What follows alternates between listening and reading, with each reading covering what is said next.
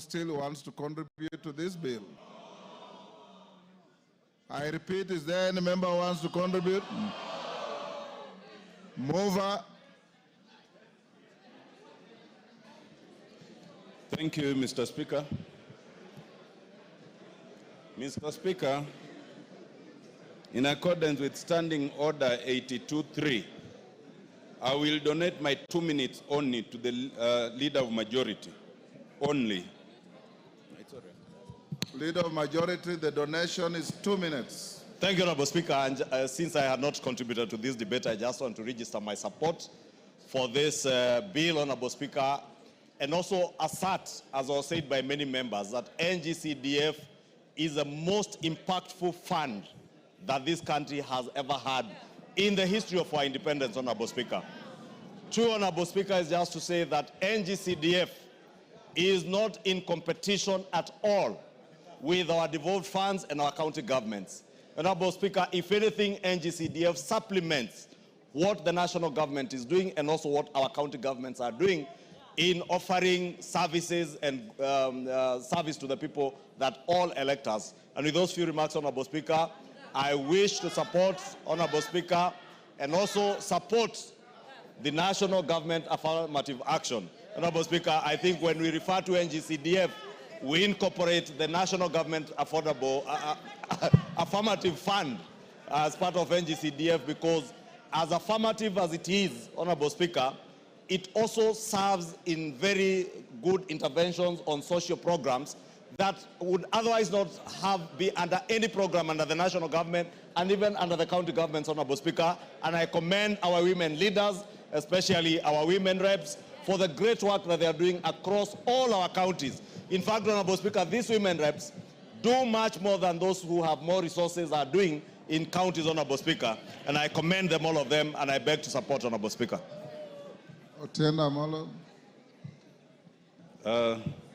The Leader of Minority wants 1 minute. I'll donate. Donate 1 minute. Mr. Speaker, I stand also to support this constitutional bill. But Mr. Speaker, I want to speak to the Senate, our colleagues, Mr. Speaker, and request them to support this bill. Because, Mr. Speaker, this bill is not about members of parliament. It is about Kenyans, Mr. Speaker. Because any money that is devolved benefits the Kenyan people, Mr. Speaker. And as you are aware, the senators are already enjoying the Senate Oversight Fund. Every senator is getting 1.5 million shillings, or is it 1 million, every month, Mr. Speaker, per constituency. So, Mr. Speaker, why we are doing this is to help Kenyans, not to help ourselves. Member of Parliament does not benefit in any way from the national government CDF, Mr. Speaker. So, Mr. Speaker, with those few remarks, I want to urge the Senate to support this bill, just like the way they support counties, because every cent that is devolved benefits the people of Kenya. Mr. Speaker, I support. Give the mic to Otienda Molo. Mr. Speaker, since the introduction of this bill on 12th March this year, we have had discussions in the last 4 months. Indeed, even the pre-publication stage, we had discussions. During public participation, we've had discussions. Since moving the bill, Mr. Speaker, there's been overwhelming support from the members. And it's important, Mr. Speaker, that the members have been able to explain that this bill is in consonance with constitutional principles, especially the distinction between devolution and decentralization. The members have been able to disabuse those who think that these monies are in competition with devolution, because we've been able to explain that this is extracted from the national government share of revenue. Mr. Speaker, the members have been able to outline the limited and peripheral role that members of parliament play. Members here have been able to extol the virtues of the fund and adumbrated very clearly the benefits to the citizens. And that in fighting these funds, the 3 funds, you are not fighting members of the National Assembly. You are fighting the citizens of Kenya. Mr. Speaker, it is important to observe, as has been observed, that it's in keeping with the reduction of imperial powers of the executive that we ended up with these kinds of funds. And anyone who is opposing really wants to take us back to that period. Mr. Speaker, it is also very important to understand that we sought to constitutionalize these funds, not because it was absolutely necessary, but because we are tired of unnecessary litigation. It is also important to understand that we chose to go the parliamentary route, not because we could not go the popular route, but because the popular route is expensive to the people and not required by the Constitution. But if those other people think that you can curtail this because you are fighting the National Assembly, then we can still go the popular initiative route and we will still achieve it. Because through public participation by over 230 entities and individuals, 98.5% supported this. We are quite sure that if we took this to a referendum, we will still get the same threshold. And anyone who therefore thinks that they can curtail this process, know you are fighting the people. Mr. Speaker, I beg to reply. Thank you. Thank you. Members on their feet, take your seats. Johanna Ngeno. Johanna Ngeno. Take your seats.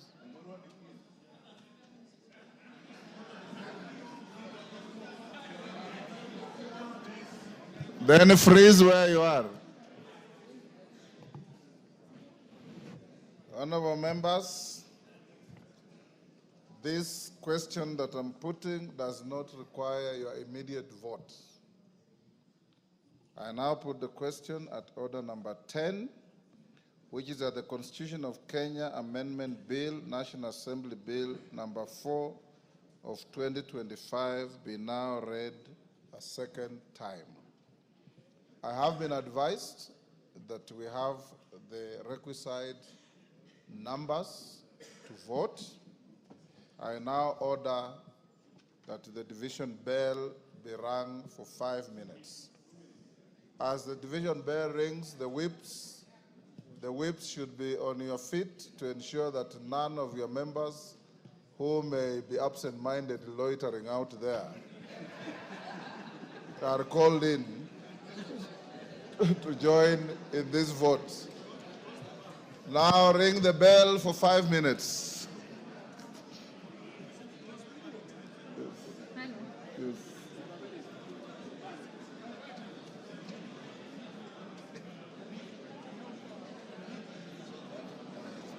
Yes. How are you, bro? Good.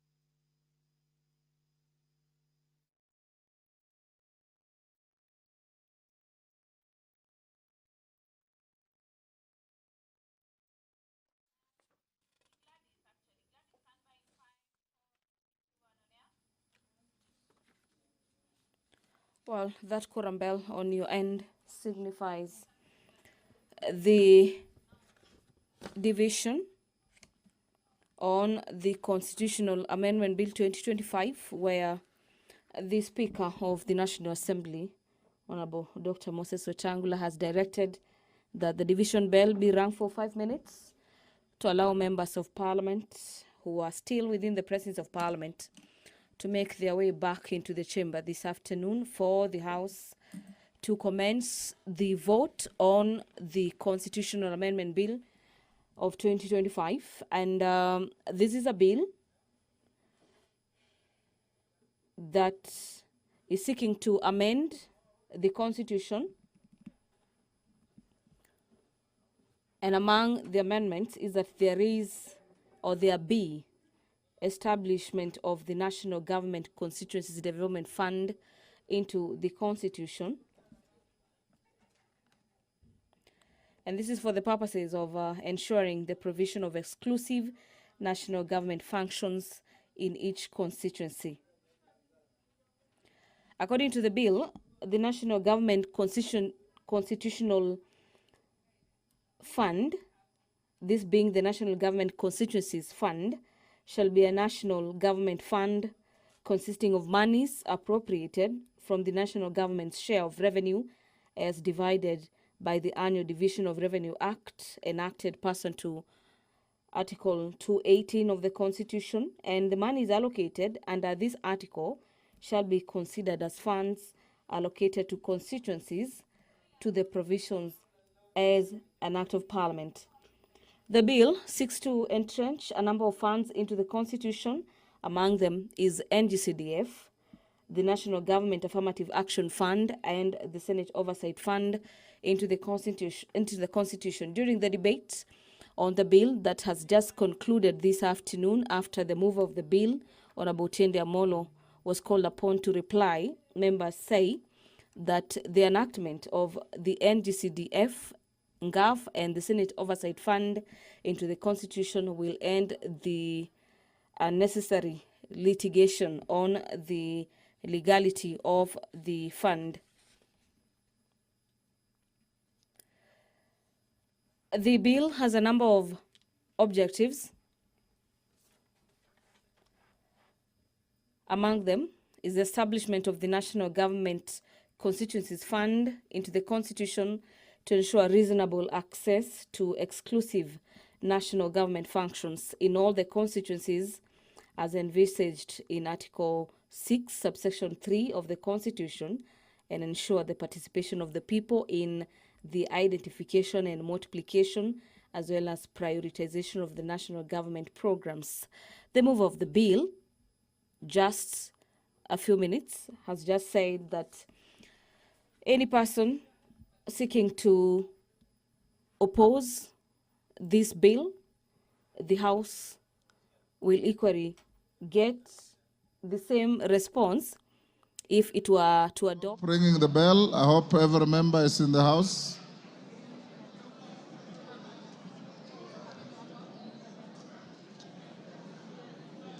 Honorable members, I now order the doors to be locked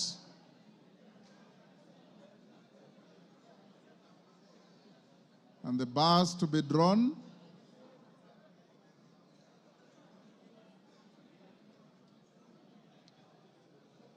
Order, members, take your seats. Karemba, you are the one holding the illegal Kamkunji. Take your seats. Take your seats.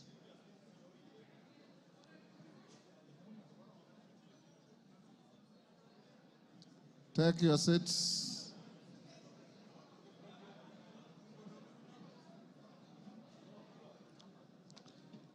Members, take your seats. The member with a tarabush,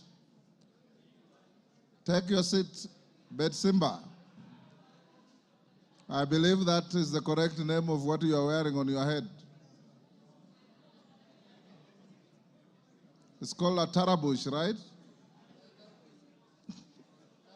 Tarabush. Yes. Members, you remember during your induction, you are told when you are voting, you remain in your seats and you maintain studious silence. And more so, when you are voting on a constitutional matter. I expect all of us to observe the etiquette we set for ourselves in our standing orders. Kawanjiku, what is your crisis?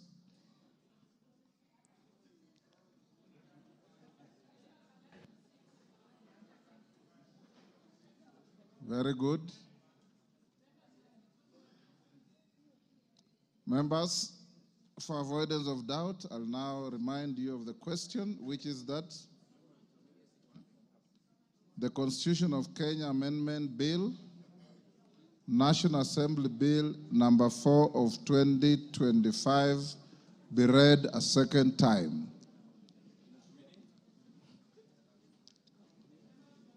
Members, now,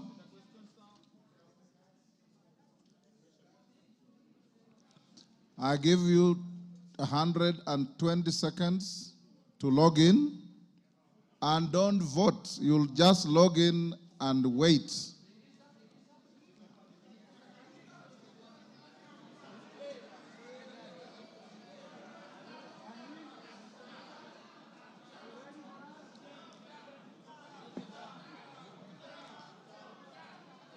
Okay, log in.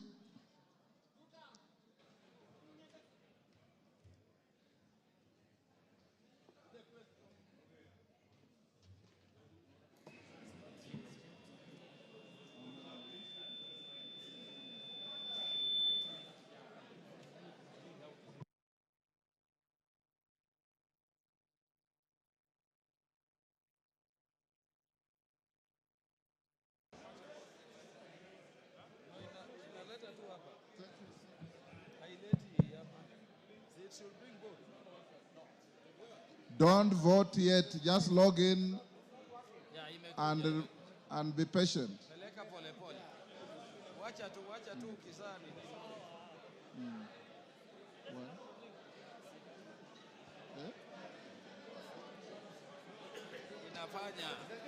Order, honorable members. Order.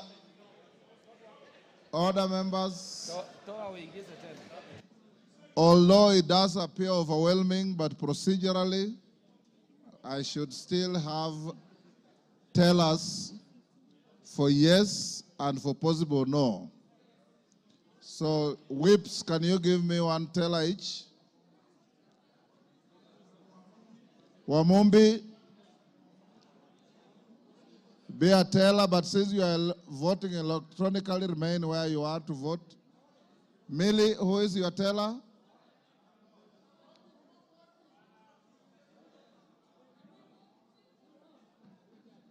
Mawade, take your seat. You are a teller. Remain in your seat and vote. But for the record, you are the two tellers.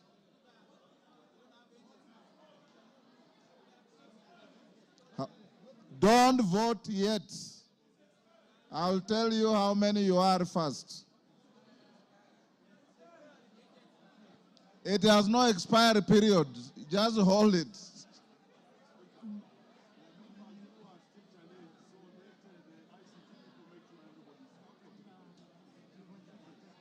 Honorable members, I want everybody to be at the same level. If you have any challenge with your card, we have ICT teams around. In the event, order Wanjala, order, in the event that your card and your gadget malfunctions, order, in case your gadget malfunctions, those with profane minds are already laughing. I'm not talking of your gadgets. I'm talking of parliamentary gadgets. In case your gadget malfunctions, you will come and record here. We have, honorable members, we have present 286 members. In addition to those, we have the 4 members who are indisposed, who will also be allowed to vote. Okay, so once more, be ready now. It has gone off. Kwame, what is your problem? If your gadget is malfunctioning, sit, I'll call you to come and vote. It has malfunctioned. Time. Tiambati. Just hold your horses. Just hold your horses.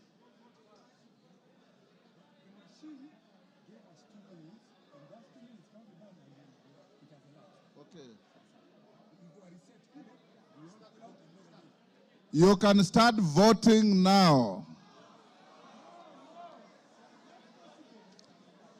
Order, as I say start voting, I see some members holding their cards in the air.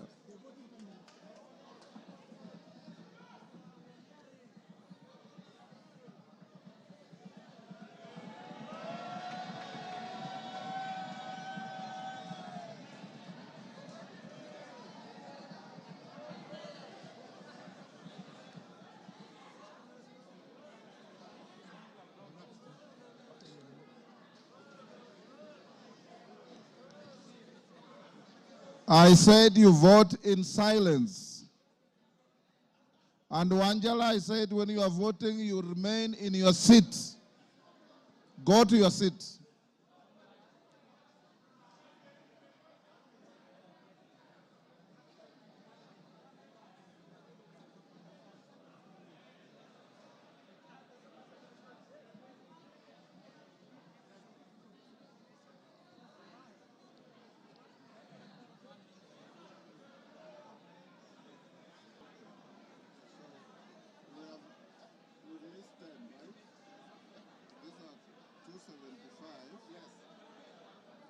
Why is it counting backwards again? There are members who are checking their mind.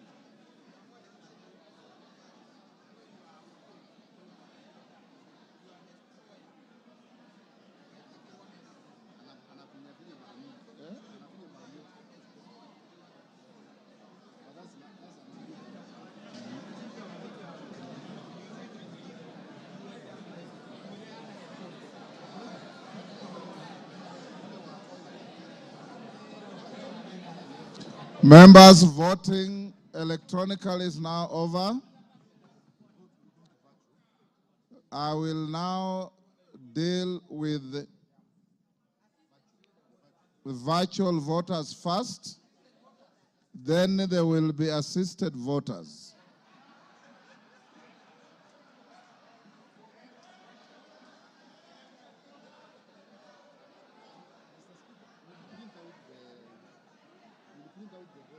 Yes. Yes, okay. Yes. Honorable members, Alice and Murembo, you are assisted voters. Let's finish with the virtual voters. Take your seats first.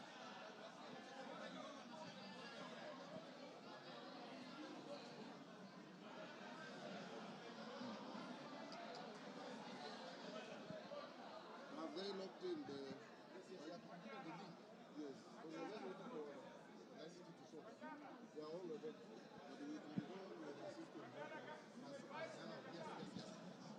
Order, members, order, all members who are assisted voters, member for Thika, member for Bahati, Wanjala, you are also analog. So you can come to the table and be recorded. The rest of members remain in your seats. The only other members I will tolerate to come here is Wamumbi and Mawadhe as the tellers.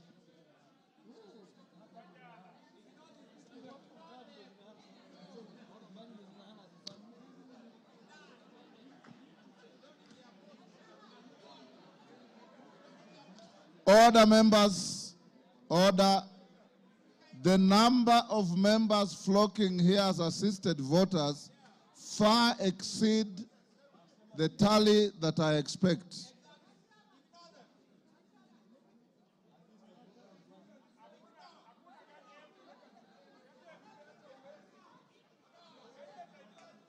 Where is Wamumbi and Mawadhe? You assist the clerks to verify. I'll give you 10 minutes to do that. The rest of the members remain in your seats.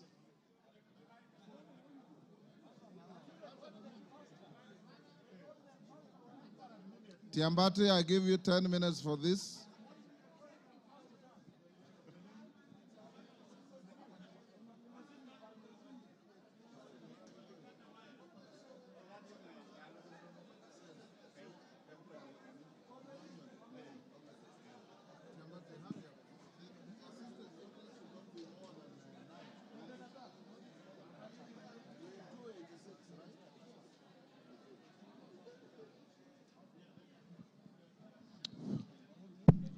Honorable members, from my records, the assisted voters should not be more than 9. Yes. The assisted voters should not be more than 9. You are 286. 277 have voted electronically. Yes. And probably there are some of you who voted, but you don't know that you voted. Anyway, they will edit you out of the list. Yeah?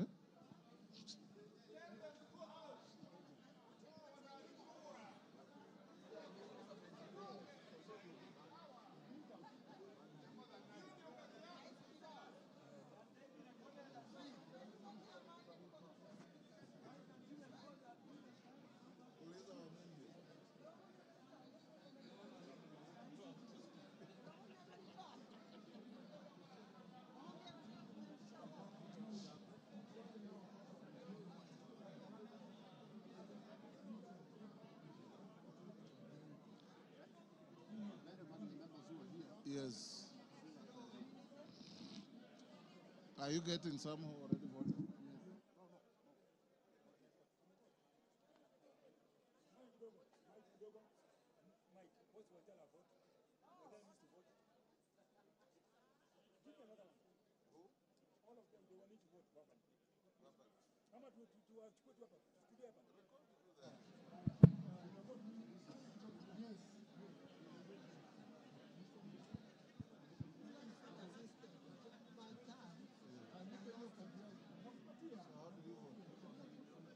You didn't vote. So queue here and vote. You'll vote here as an assistant voter.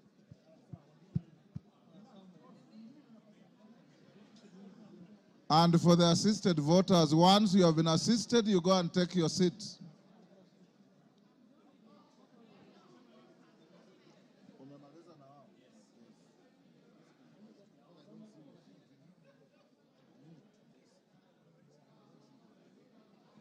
You see, what you do, just record them, the names that are voting yes. You will edit out those who are voting twice. Since nobody is voting no.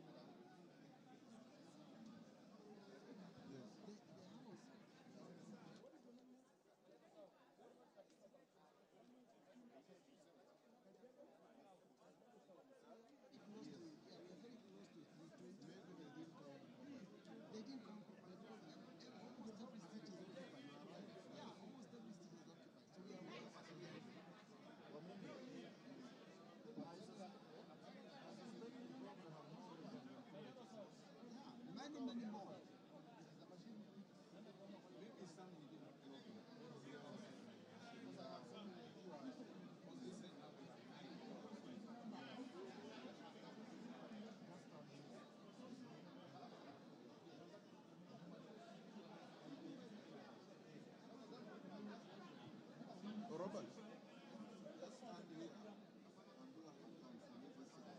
Yes. Mwamumbe, start to this side.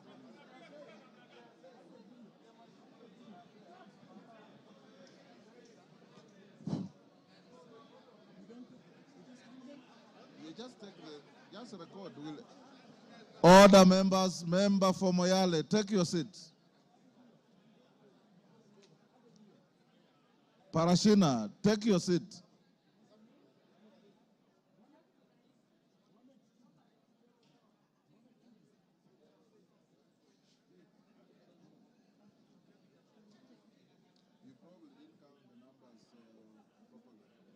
Member talking to majority leader, take your seat.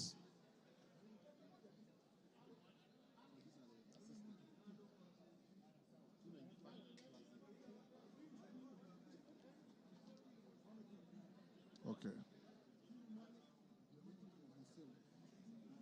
Rose Museo.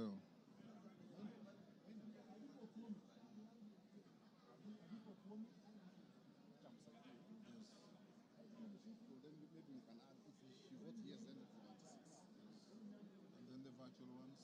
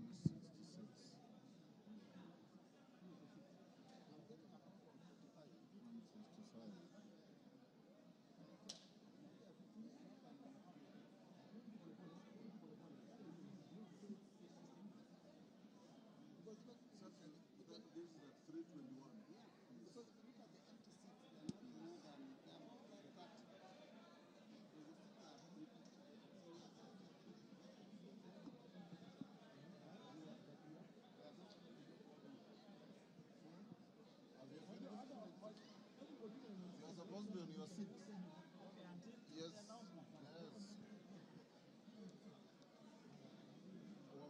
Tiambati, from the head count, we are about 321. From the current present, wale ambao wamekuja hapa, on this side was 9, on this side was 10, so we are still 86 and they all voted yes. So, But I have asked your member to count for me. He says this side is gotten 166 and Robert Ndiangui this side got 165. okay, let's do again. So that Honorable members, order. Honorable members, obviously, order member for Malindi, take your seat.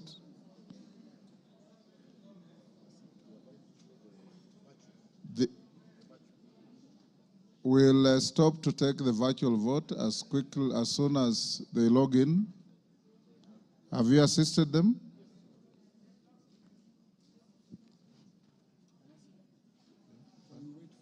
Yes. I wait here.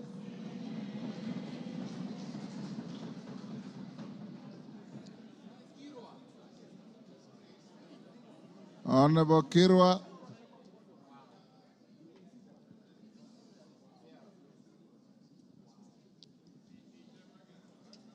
Do we ask him?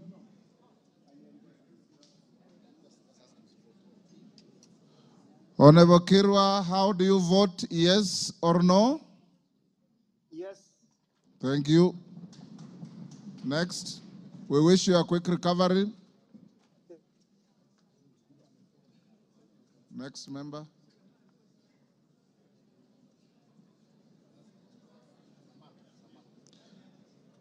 Next is Samal on the,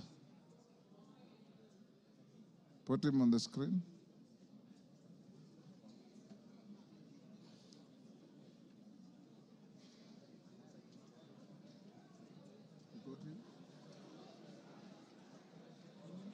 Would it be a good idea for Mumbi and Bui to count again?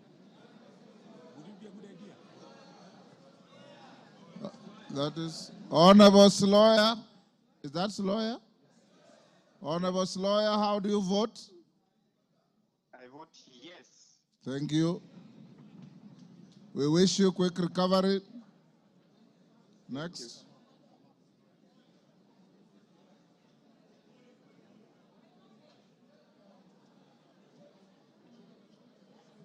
Order, we have no information about Koimburi. Stop bringing his name here.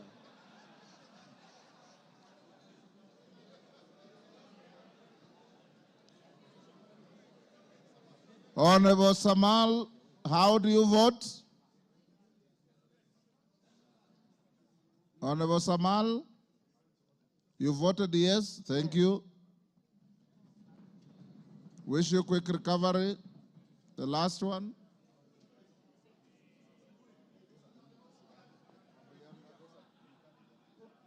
I'm told Honorable Wambilianga cannot be reached. She's not logged in, so she's a lost vote.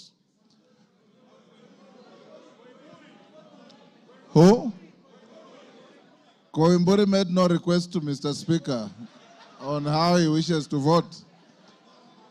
Order, honorable members. Order. Order, members. Honorable members, I believe that the number we have and the numbers present may not be tallying properly. You are many more than I think I'm getting.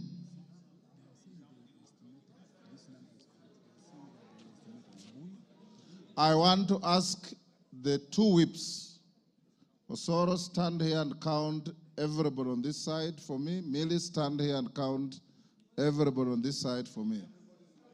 And everybody remain in your seat. This is a constitutional moment for you, and we want to have the numbers properly recorded.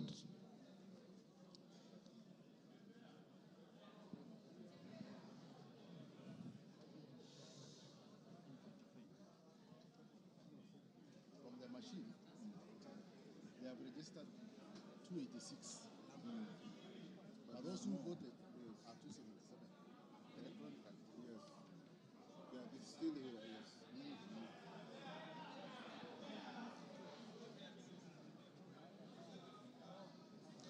Order, let him do kila shetani na mbuyi wake.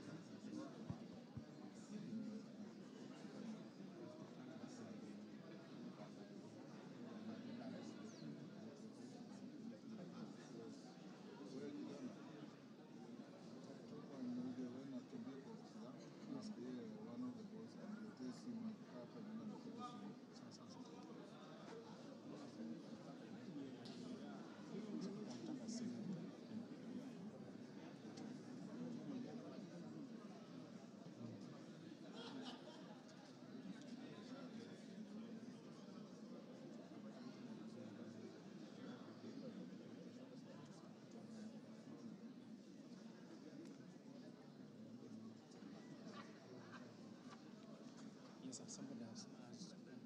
So, Mtu mmoja akuje na nikimaliza nirudi hapo.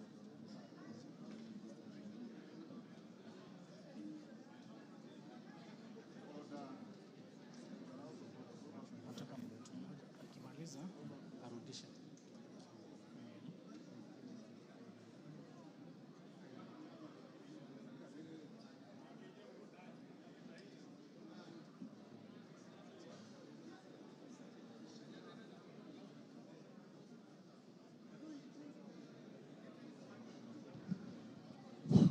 Order.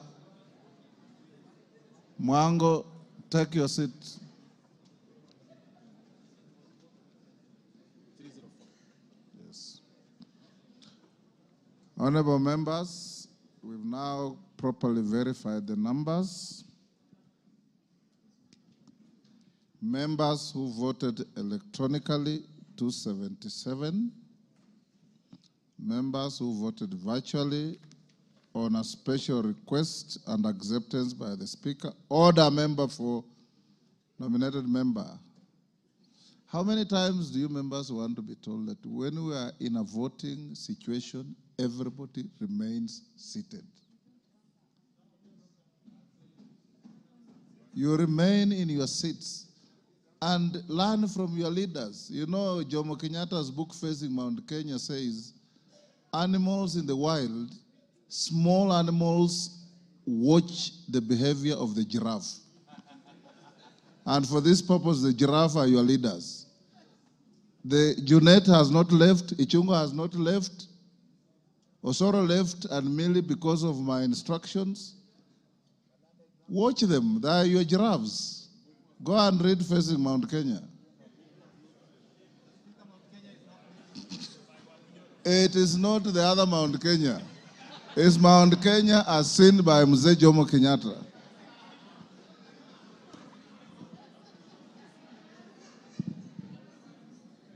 So, honorable members, electronic votes were 277, virtual votes were 3, and the rest were assisted voters who were about 11, I think. So we are more than what the machines had recorded. We are 301 present and voting, and 3 of our colleagues who are indisposed voting virtually. I now give you the results of the vote. Honorable members, the results of the vote are as follows. The ayes, 304. The nays, 0. Abstentions, 0. I now order the bars to be... Pardon? Yeah? Oh, okay, okay. Read. Hold the bar, hold the bar. Of A bill course, for an act. the ayes have it, right? Let me repeat for the record. Number of voters, 304. Present and voting, 301. Voting virtually, 3. So total votes, 304. The ayes, 304. Nays, nil. Abstentions, nil. So the ayes have it. A bill for an act of parliament to amend the Constitution of Kenya. Now open the bar and open the doors.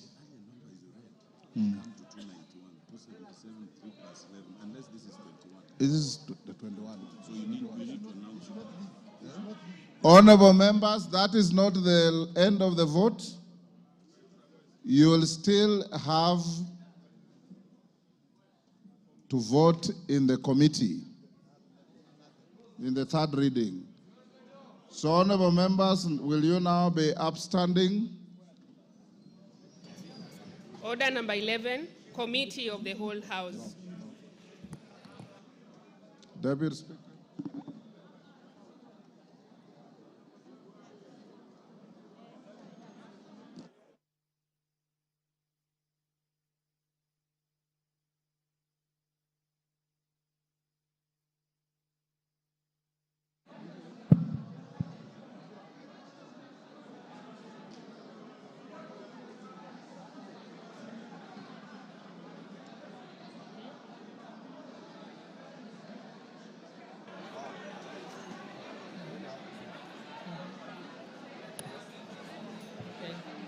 Honorable members, this is the Committee of the Whole House to consider the Constitution of the Kenya Amendment Bill, National Assembly Bill number 4 of 2025.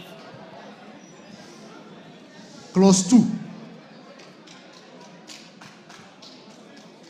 Honorable members, I propose the question that Clause 2 be part of the bill.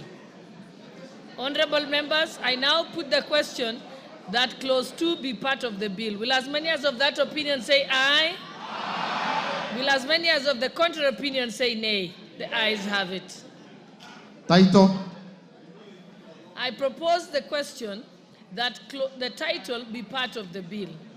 I now put the question that the title be part of the bill. Will as many as of that opinion say aye? Aye. Will as many as of the contrary opinion say nay? The ayes have it. Clause 1. I now propose the question that Clause 1 be part of the bill. I now put the question that Clause 1 be part of the bill. Will as many as of that opinion say aye? Aye. Will as many as of the contrary opinion say nay? The ayes have it. Mover. Honorable Chairperson, I beg to move that the committee do report to the House its consideration of the Constitution of Kenya Amendment Bill, National Assembly Bill number 4 of 2025, and its approval thereof without amendments.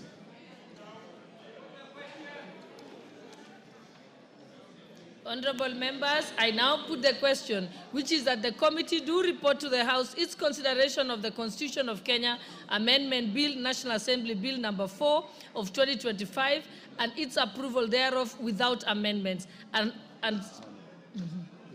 Will as many as of that opinion say aye? Aye. Will as many as of the contrary opinion say nay? The ayes have it.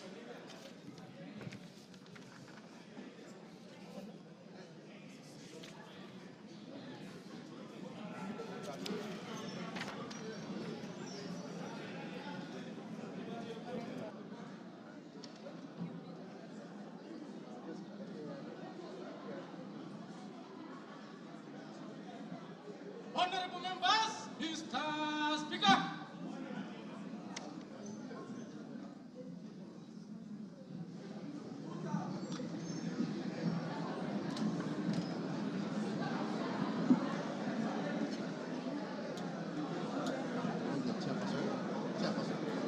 Here is a noise vote.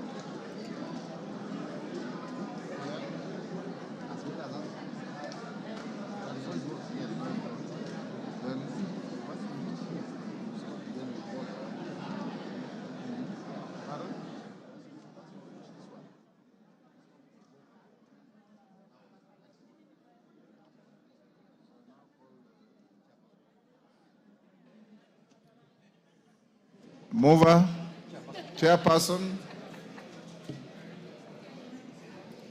Honorable Speaker, I beg to report that the Committee of the Whole House has considered the Constitution of Kenya Amendment Bill, National Assembly Bill number 4 of 2025, and approved the same without amendments. Thank you, Honorable Speaker. Mover. Honorable Speaker, I beg to move that the House do agree with the committee in the said report. I also request the Honorable George Murugara to second the motion for agreement with the report of the Committee of the Whole House. Thank you very much, Honorable Speaker. I beg to second. Thank you. Order. Order, members. Take your seats. Lekuton, take your seat.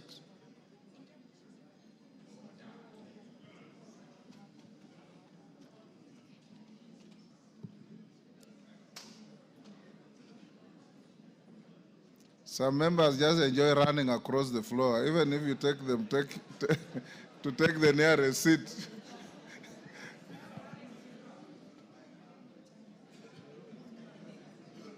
Shinali, take the nearest seat.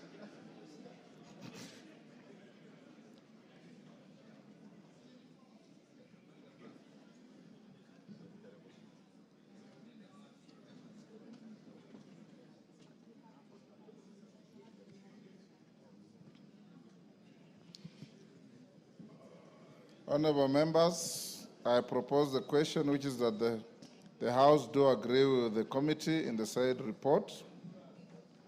Honorable members, I now put the question, which is that the House do agree with the committee in the said report. This is a noise vote. As members of that opinion say aye. Aye. Will those of the contrary opinion say nay? The ayes have it. Mover.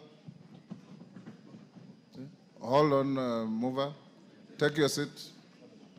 Order number 12, the Constitution of Kenya Amendment Bill, National Assembly Bill number 4 of 2025, third reading. Mover. Honorable Speaker, I beg to move that the Constitution of Kenya Amendment Bill, National Assembly Bill number 4 of 2025, be now read a third time, and I also request the Honorable George Murugara to second. Thank you, Honorable Speaker. Honorable Speaker, I beg to second. Members on their feet, take the nearest seats. Muliongi.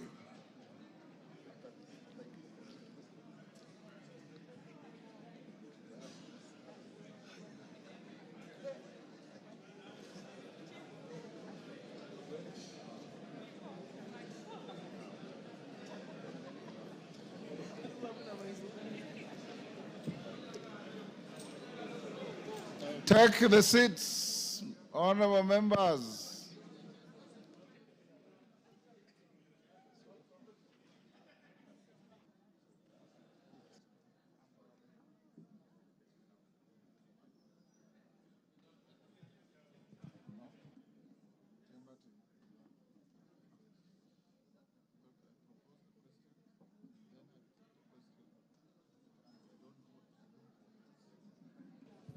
Honorable members, Kipepeo, take your seat. Honorable Osoro, freeze them. Honorable members, I now propose the question, which is that the Constitution of Kenya Amendment Bill, National Assembly Bill number 4 of 2025, be now read a third time. I now put the question, honorable members, and you don't have to vote. I now put the question, and I confirm that we have an overwhelming quorum today, which is that the Constitution of Kenya Amendment Bill, National Assembly Bill number 4 of 2025 be now read a third time. Sergeant, ring the bell for 5 minutes.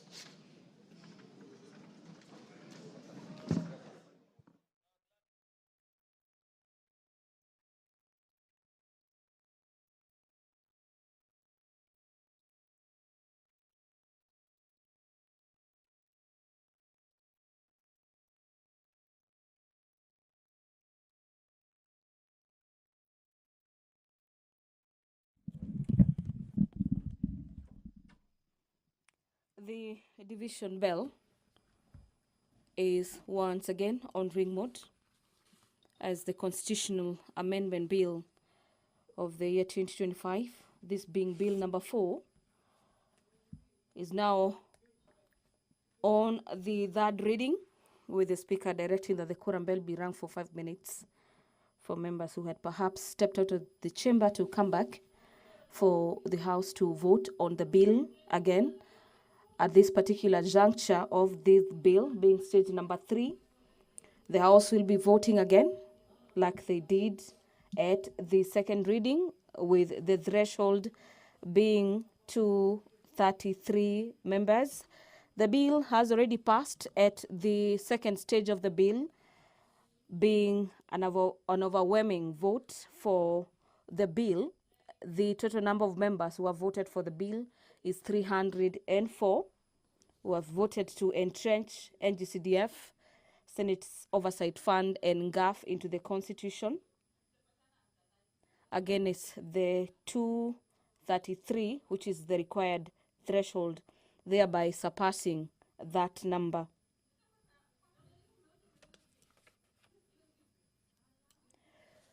Upon the lapse of the 5 minutes directed by the Speaker, the Sergeant at Arms will be directed to draw the bars and close the doors for the House to vote for the Constitution of Kenya Amendment Bill at the third reading. Again, our dear viewers, the Constitution of Kenya Amendment Bill is a bill that is seeking to entrench NGCDF, Senate Oversight Fund, and the National Government Affirmative Action Fund into the Constitution.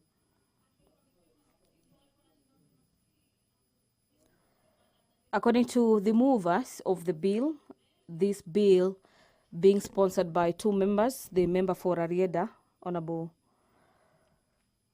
Paul Otiende Amolo, and Honorable Samuel Chepkonga, the bill will be seeking to ensure that there is reasonable access to exclusive national government functions in all the constituencies as envisaged in Article 6, subsection 3 of the Constitution, and ensure that there is participation of the people in matters identification and implementation of priority of national government programs. Allow me to hand over back to the chamber.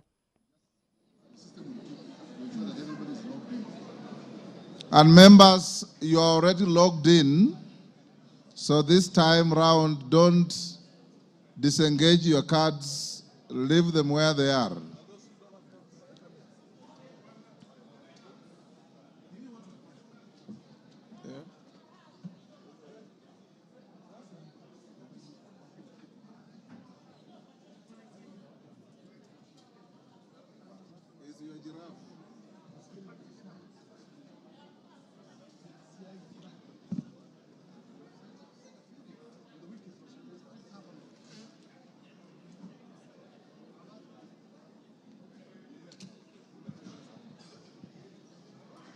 Members who recessed to the rear,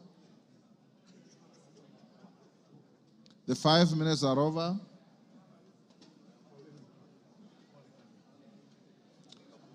I now order the doors to be closed, to be locked.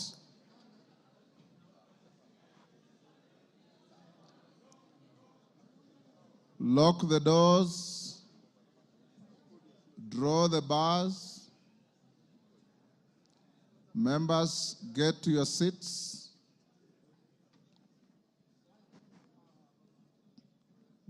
Go to your seats.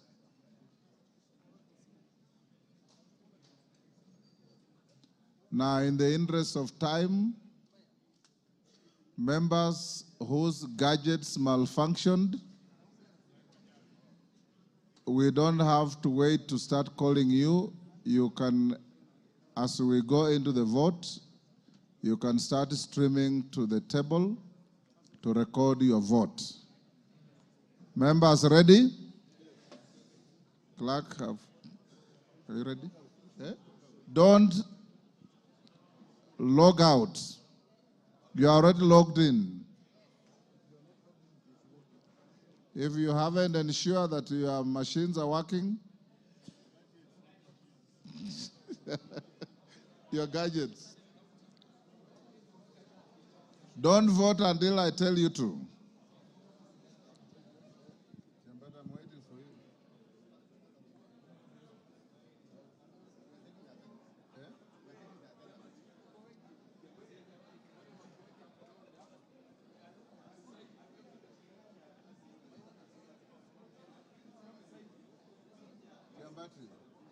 Since there's no contention, whether we'll see the attendance here and we'll see people voting.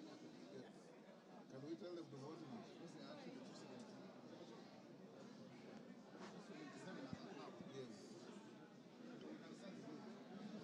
You can now vote. The clerk say, hold on a little. Clerks, be efficient. Ready? Yes. So you hold, I'm told the clock is still ticking.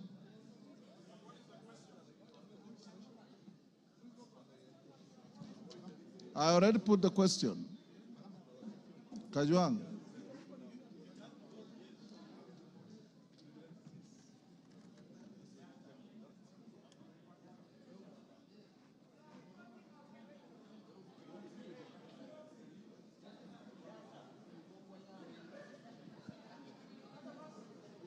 Order, Elisha. You are an assisted voter? Then that does not include chatting away and laughing. You just queue here and wait to vote.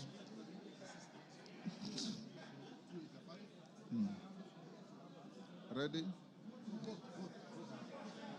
Continue voting, those who have their gadgets working.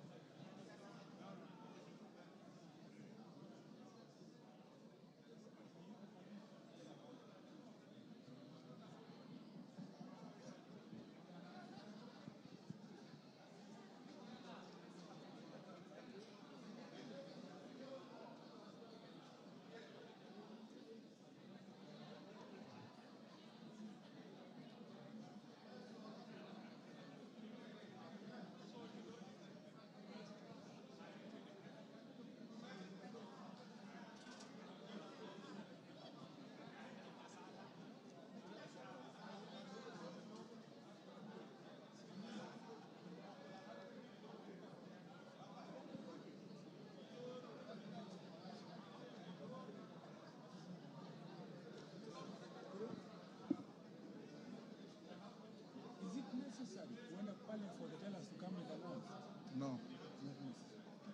Just be here to assist. Assist the...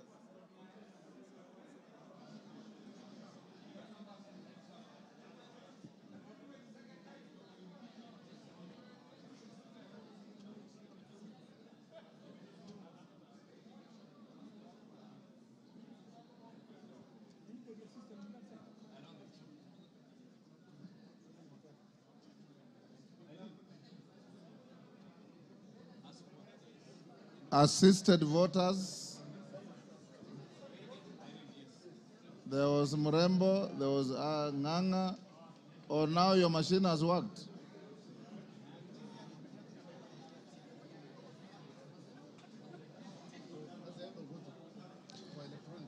The end of electronic voting. Assisted voters. Wanjala, you have been assisted? Well done.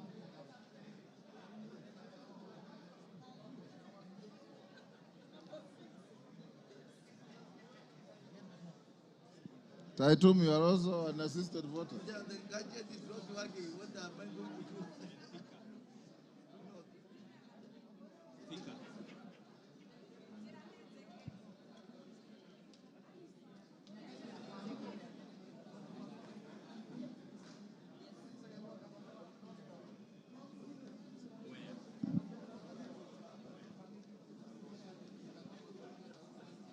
Mary, hata wewe ni assisted. But my machine is not going off. Yes.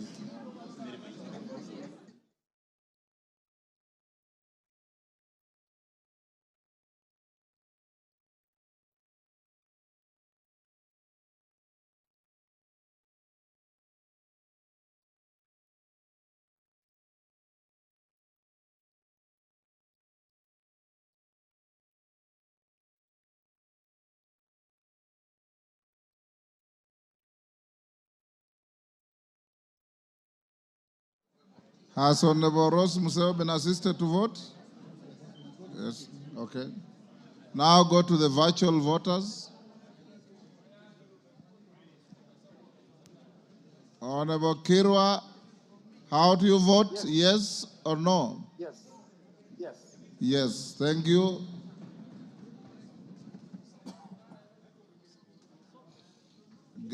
Thank you, Honorable Kirwa. Get Honorable Samal. Thank you. Thank you. Or was it Siloya first?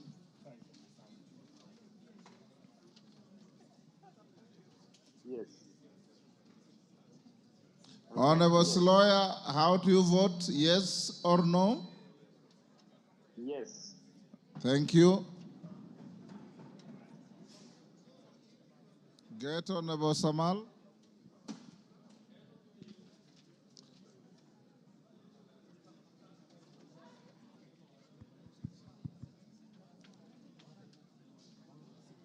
Honorable Samal, how do you vote? Yes or no?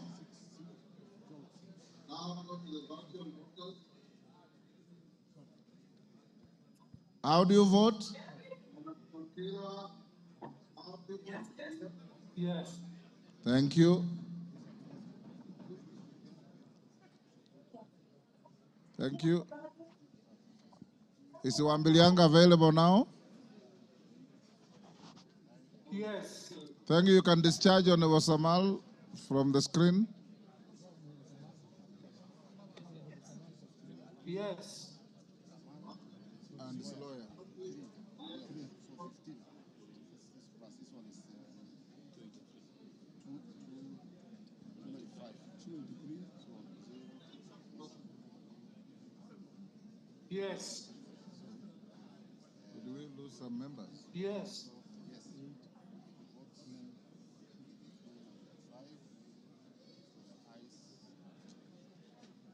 So in present voting is 283. Electronic is 283. 283. Virtual 3. Virtual 3. And That is assisted 2, voters. that is 286. Plus 12. Assisted. Kuja hii na kuja hii. Not here. 298. It's 298. 298, not 295.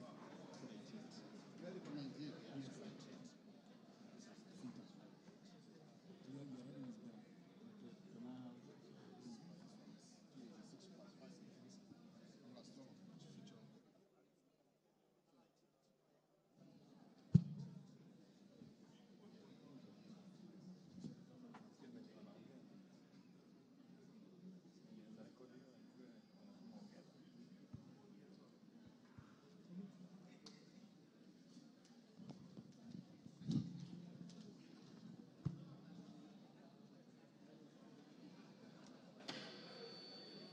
Order, honorable members. Order. Nyamita, take your seat. Honorable members, the results of the division are as follows. Number of members present and voting is 295. 295. Electronic voters, 283. Assisted voters, 12. Virtual voters, 3. Total, 298. So the results of the division is as follows. Ayes, 298. Nays, 0. Abstentions, 0. So the ayes have it.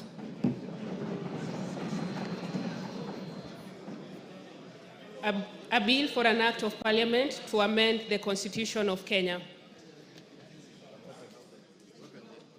Now you can open the doors and close the doors. Next order. Order number 13, motion, consideration of the performance audit report on the provision of services. Order. We'll go back to statements, clerk. We left, go back to order. Call out the order on statements. Order number 7, questions and statements. Do you think we'll have any?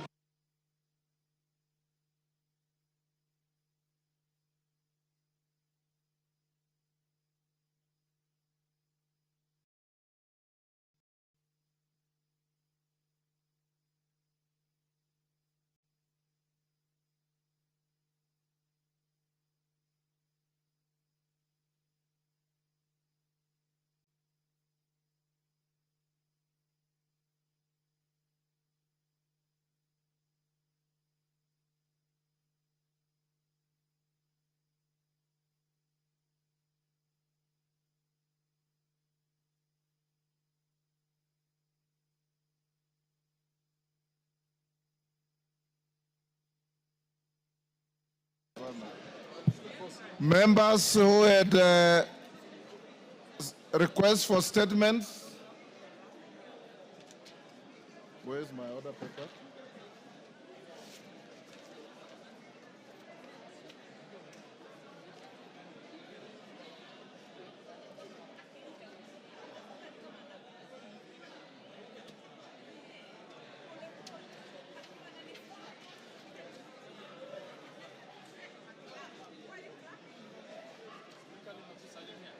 Baba, habari.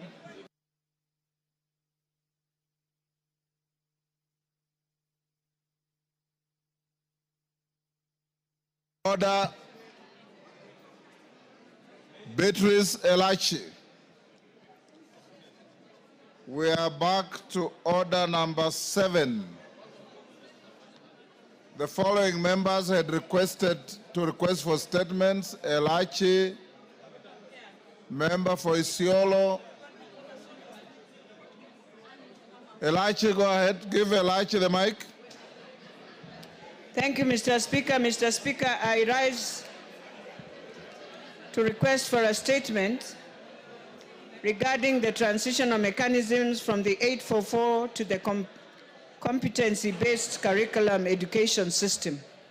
Honorable Speaker, pursuant to the provisions of Standing Order 44-2C, I wish to request for a statement from the chairperson of the Departmental Committee on Education regarding the mechanism of transitioning students who missed to sit the KCPE and KCSE examinations. Honorable Speaker, the rollout of competency-based curriculum CBC to replace the 844 system of education resulted in the Kenya National Examination Council (NEC) administering the last Kenya Certificate for Primary Education KCPE examinations under the 844 education system in 2023.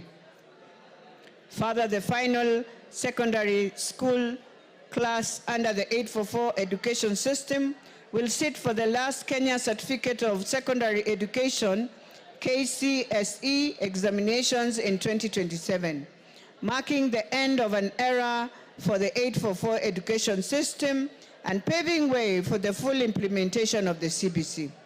Honorable Speaker, it is estimated that over 9,000 pupils who did not sit for the final KCPE examination in 2023 and other preceding years due to various reasons, majority of whom being girls affected by early pregnancies, illness, and other unforeseen circumstances. These learners now stand the risk for never progressing to secondary education for not having the opportunity to sit for KCPE examination, which is no longer being administered. The same fate awaits students who may miss to sit for the last KCSE examination in 2027. While many of these learners remain interested in completing their education and sitting for both KCPE and KCSE examinations, others were and are still desirous of bettering their previous grades before the examination is totally discontinued from the education system. Further, the shift from the 844 examination system to the competency-based assessment system presents a significant challenge in terms of curriculum adaptation, teacher training, assessment development, and conversion of qualifications from the 844 to CBC.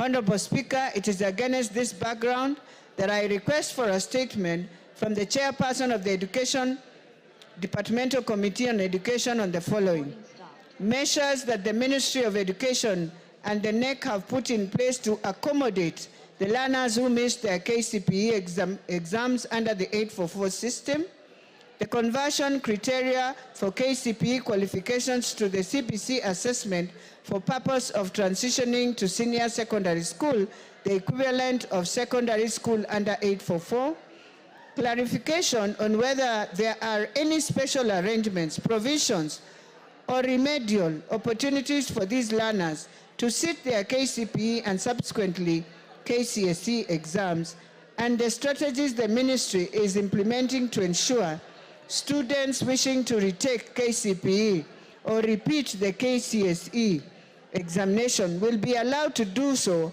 until 2027, including measures for ensuring that those who might miss the last KCSE examinations in 2027 are not disadvantaged for transition to university and college education. Thank you, Mr. Speaker. Thank you. It was to which committee, Beatrice? Committee on Education. Chair Education, when can you respond? First week after recess? Yes, thank you. Thank First you. After recess, Mr. Speaker. Member for Tarabach, Wajir. Member for Tarabach, Wajir. Go ahead. Thank you, Mr. Speaker. I am making a request for a statement regarding the funding for construction of the Wajir Tarbaj Kutulo Road. Honorable Speaker, pursuant to the provisions of Standing Order 44-2C, I rise to request for a statement from the chairperson of the Departmental Committee on Transport and Infrastructure regarding funding for the construction of Wajir Tarbaj Kutulo Road. Honorable Speaker, the Wajir Tarbaj Kutulo Road, which traverses Tarbaj constituency is part of the Horn of Africa Gateway Development Project supported by the World Bank with the aim of improving connectivity between Kenya and other Eastern and Southern African countries. The project is expected to improve the movement of people, goods, and services across the region. Additionally, the project will improve digital connectivity and access to social services by communities in the designated locations along the targeted sections.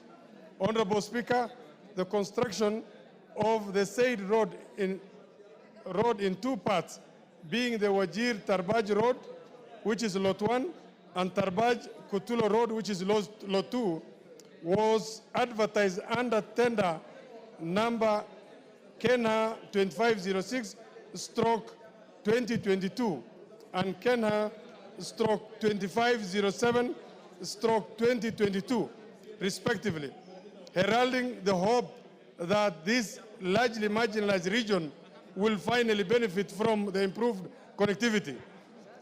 Although construction of the road commenced, completion of the project is now facing uncertainty due to financing challenges. Reports indicate that the National Treasury did not provide funds for the construction and completion of Tarbaj Kutulo Road in the 2025-26 financial year. This has raised the fears of the project facing threat of termination due to lack of funds. Honorable Speaker, it is against this background that I request for a statement from the chairperson of the Departmental Committee on Transport Infrastructure on the following. 1, a report on the implementation status for the Wajir Tarbaj Road, that is Lot 1, and Tarbaj Kutulo Road, that's Lot 2 project, detailing the financing plan, total cost, and the amount disbursed and paid to the contractors so far. Secondly, the clarification on whether or not the completion of the Tarbaj Kutulo Road has been provided for in the financial year 2025-2026, specifying the budgeted amount. Number 3, a report on the number of residents affected by the project in Tarbaj constituency, including their details and status of compensation.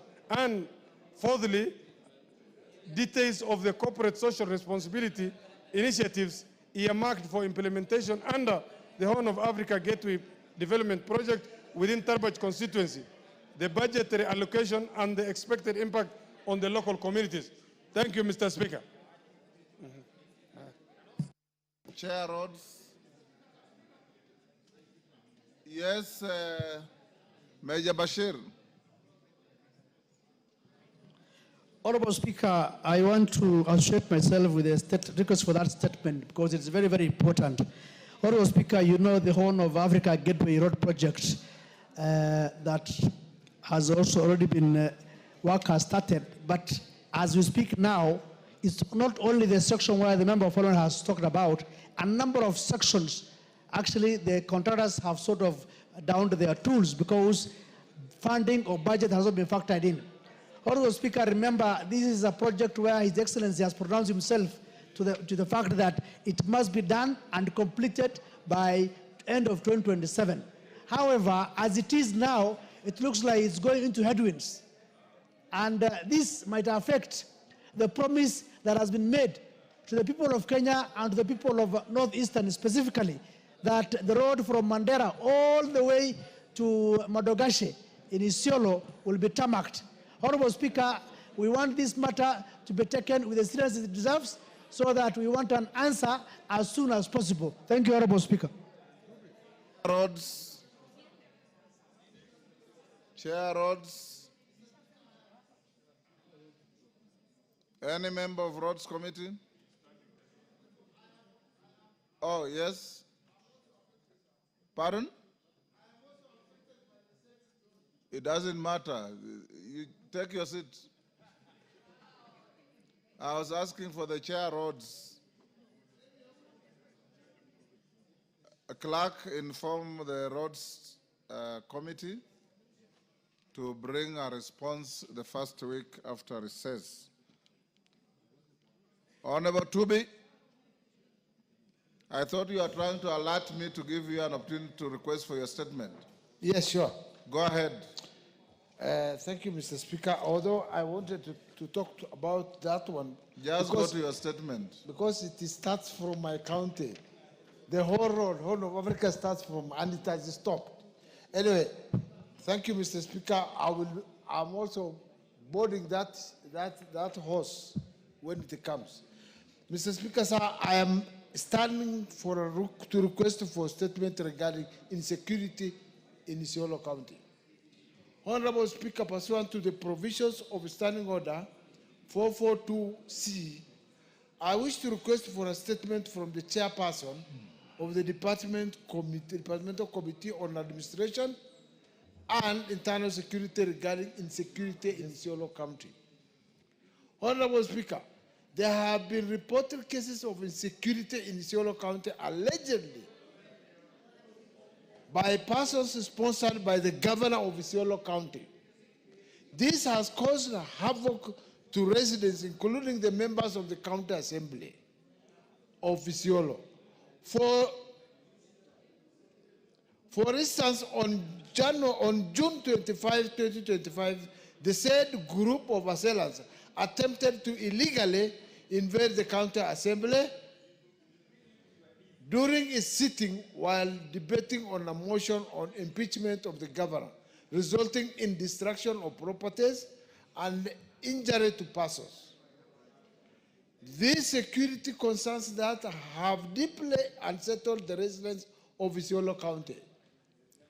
In addition, on 10th June 2025, the said group of assailants invaded Isiolo County Assembly, vandalized the Assembly chamber, caused members of the County Assembly to flee for their safety. This state of affairs has created fear amongst residents and the general population. Additionally, the actions have negatively affected the economy of the residents. Honorable Speaker, it is against this background that I request for a statement from the chairperson of the Departmental Committee on Administration and Internal Security on the following. 1. A status report on the assessment of insecurity cases recorded in Isiolo County in the month of June, last month. 2. Immediate measures that the government is putting in place to address the recent surge in insecurity in Isiolo County arising from whatever the activities of the County Assembly. 3. Measures being put in place to ensure that the safety of residents, including members of the County Assembly, is guaranteed. And Mr. Speaker, while I thank you for that, Right now, we are having 2 speakers of the county assembly in Isiolo. Order, Honorable Truby. Yes. When you request for a statement, you only read what the speaker approved. Thank you, Mr. Speaker. I finished. Thank you. It was to which committee? Security. Where is Tongoyo? Any member of Security Committee? Caroline, you are a member of Security? You tell your chair to bring a response first week after recess. Thank you, Chair. I will communicate. I'm the speaker, not the chair Thank you. of the House. Thank you. Omanyo. Thank you, Mr. Speaker. Request for a statement on the operationalization of administrative units in Busia County. Honorable Speaker, pursuant to the provisions of Standing Order 44, 2, Section C, I rise to request for a statement from the chairperson of the Departmental Committee on Administration and Internal Security regarding inconsistencies in the operationalization of administrative units gazetted within Busia County. Honorable Speaker, the national government gazetted new divisions, locations and sublocations in Busia County as part of measures to enhance equitable access to government services and coordination of national government administration.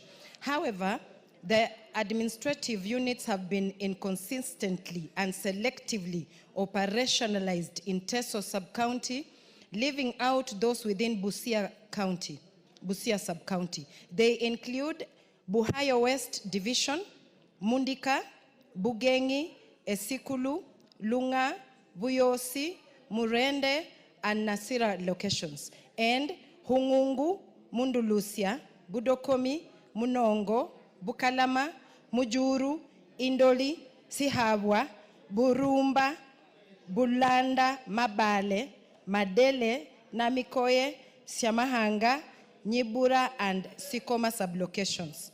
Honorable Speaker, the inconsistencies in operationalization of administrative units in 2 sub-counties within Busia County disadvantages the residents of Buhayo sub-county in the access to critical government services, including security and recruitment opportunities such as teachers, police officers, and Kenya Defense Forces officers.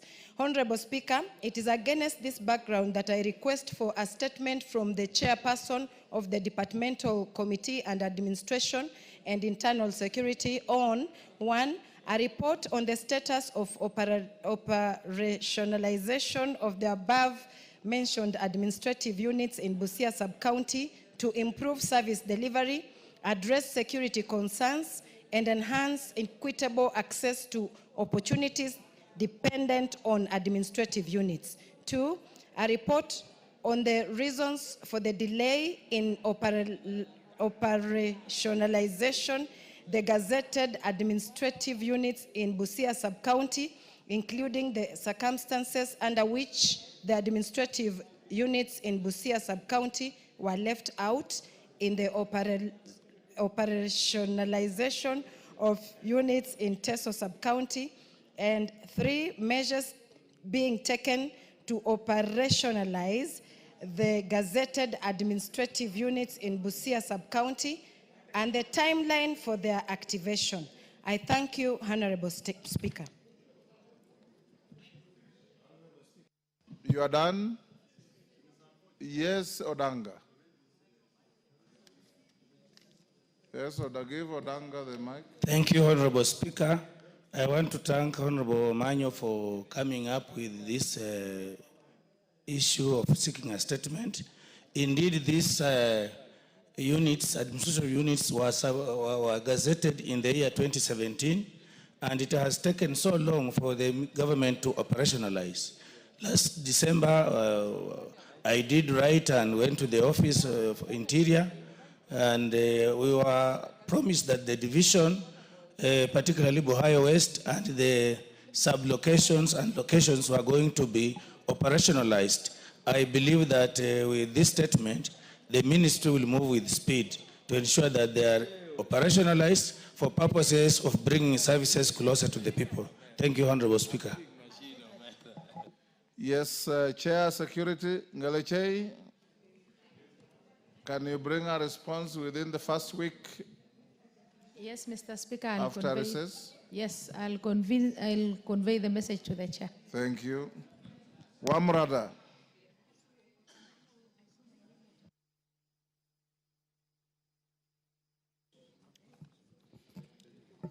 Thank you, Honorable Speaker. A request for statement regarding challenges facing the Kiambu National Polytechnic. Honorable Speaker, pursuant to the provision of Standing Order 44, Section 2C, I wish to request for a statement from the chairperson of the Departmental Committee of Education on measures taken to resolve the challenge facing the Kiambu National Polytechnic, formerly known as Kiambu Institute of Science and Technology, and popularly known as KIST.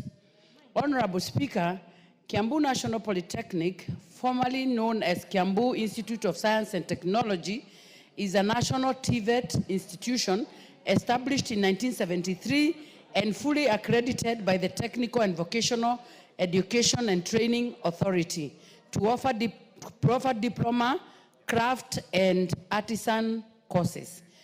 The Polytechnic has a student population of 9,528 trainees.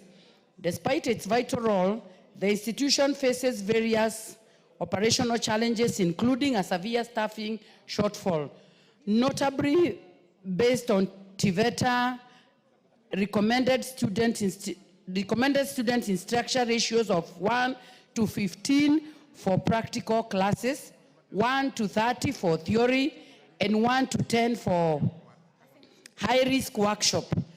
Kiambu National Polytechnic requires at least 550 trainers. However, the Public Service Commission has provided only 163 trainers. And due to this shortage, the Polytechnic has had to hire 160 additional trainers using the internally generated funds, thereby diverting resources meant for the infrastructure and equipment to payment of trainers, with employment projected to hit 12,000 by September 2025, and an additional 400 trainers will be needed. Additionally, Honorable Speaker, there are serious delays in the disbursement of government funding in the learning institution. And out of the 30,000 per student capitation to the Polytechnic learners, only 13,000 has been released in the financial year 2024-2025. The Polytechnic also has a severe shortage of hostels, laboratories, classrooms, and training equipment. Honorable Speaker, it is against this background that I seek a statement from the chairperson of the Department Committee of Education on the following. Number one, a report on steps being taken to recruit at least 400 additional trainers for KINAP ahead of the September 2025 intake. Number two, reasons for the delay of the disbursement of capitation and measures put in place to expedite and release HELB loans and scholarship to the students in the Polytechnic. Number three, the progress made implementing the 1,240 students accommodation units under the AHP to ensure availability of adequate accommodation in the institute and in the institution. And finally, number four, the plans by the Ministry of Education to fund and equip the specialized technical departments in the institution. Thank you, Honorable Speaker. Thank you, Amrala. Chair Education. Any member of Education Committee? Clerk, you notify the committee to bring a response within the first week on resumption I think those are the only members who had requested for statements. A response to a statement. Molo, are you ready for Wangari's response? Yes, Honorable Speaker, on the 16th of April of 2025, the Honorable Member for Gilgil, the Honorable Martha Wangari, CBS, sought a statement from the Committee of Finance and National Planning on the status of the Aviator game of chances. In particular, the Honorable Member sought the following questions. One, the legal status of registration of the Aviator game of chance in Kenya. Two, how much revenue the country got in terms of taxes from betting and gaming activities in the country. Three, statistics on how much Kenyans spend per year on betting and gaming. Four, the steps being taken by the Betting Control and Licensing Board to control the proliferation of all manner of advertisements on audio, video, and print media relating to Aviator gaming. Five, criteria and regulations used by BCLB to authorize and regulate the Aviator games of chance in the country. And lastly, a list together with the license numbers and dates of farms, including media stations, authorized to conduct games of chance in the country. And again, lastly, a list of the Betting and Control Licensing Board of ongoing and concluding discipline cases taken against errant betting and gaming farms and media stations in the country for the last 1 year. Honorable Speaker, due to the busy schedule that the committee has had during now the preparation of the budget process, we did conduct the first meeting with the Kenya Revenue Authority. They gave us the first preliminary report on Thursday, the 3rd of June. However, there are still pending discussions, Honorable Speaker, by especially the Betting Control and Licensing Board, because the Betting Control and Licensing Board is the one that is mandated by law to license, monitor, deregister, or suspend any operations in case of a need-to-day basis. This CLB, as you know, Honorable Speaker, is established by Section 3.1 of the Betting, Lotteries and Gaming Act, Cap 131 of 1966. Honorable Speaker, betting and gaming fall into three categories. Namely, we have what we call the sports book, casinos, and lotteries. Casinos are again subdivided into online casinos, which include Aviator, Jackpot, and other virtual games, and land-based casinos, including slot and table games. Sportsbook betting is a form of gambling that involves wagering on sports such as golf, football, basketball, baseball, ice hockey, horse racing, boxing, and mixed martial arts. The public gaming,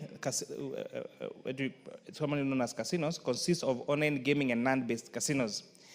The games include, including Aviator and Jackpot, and other crash games.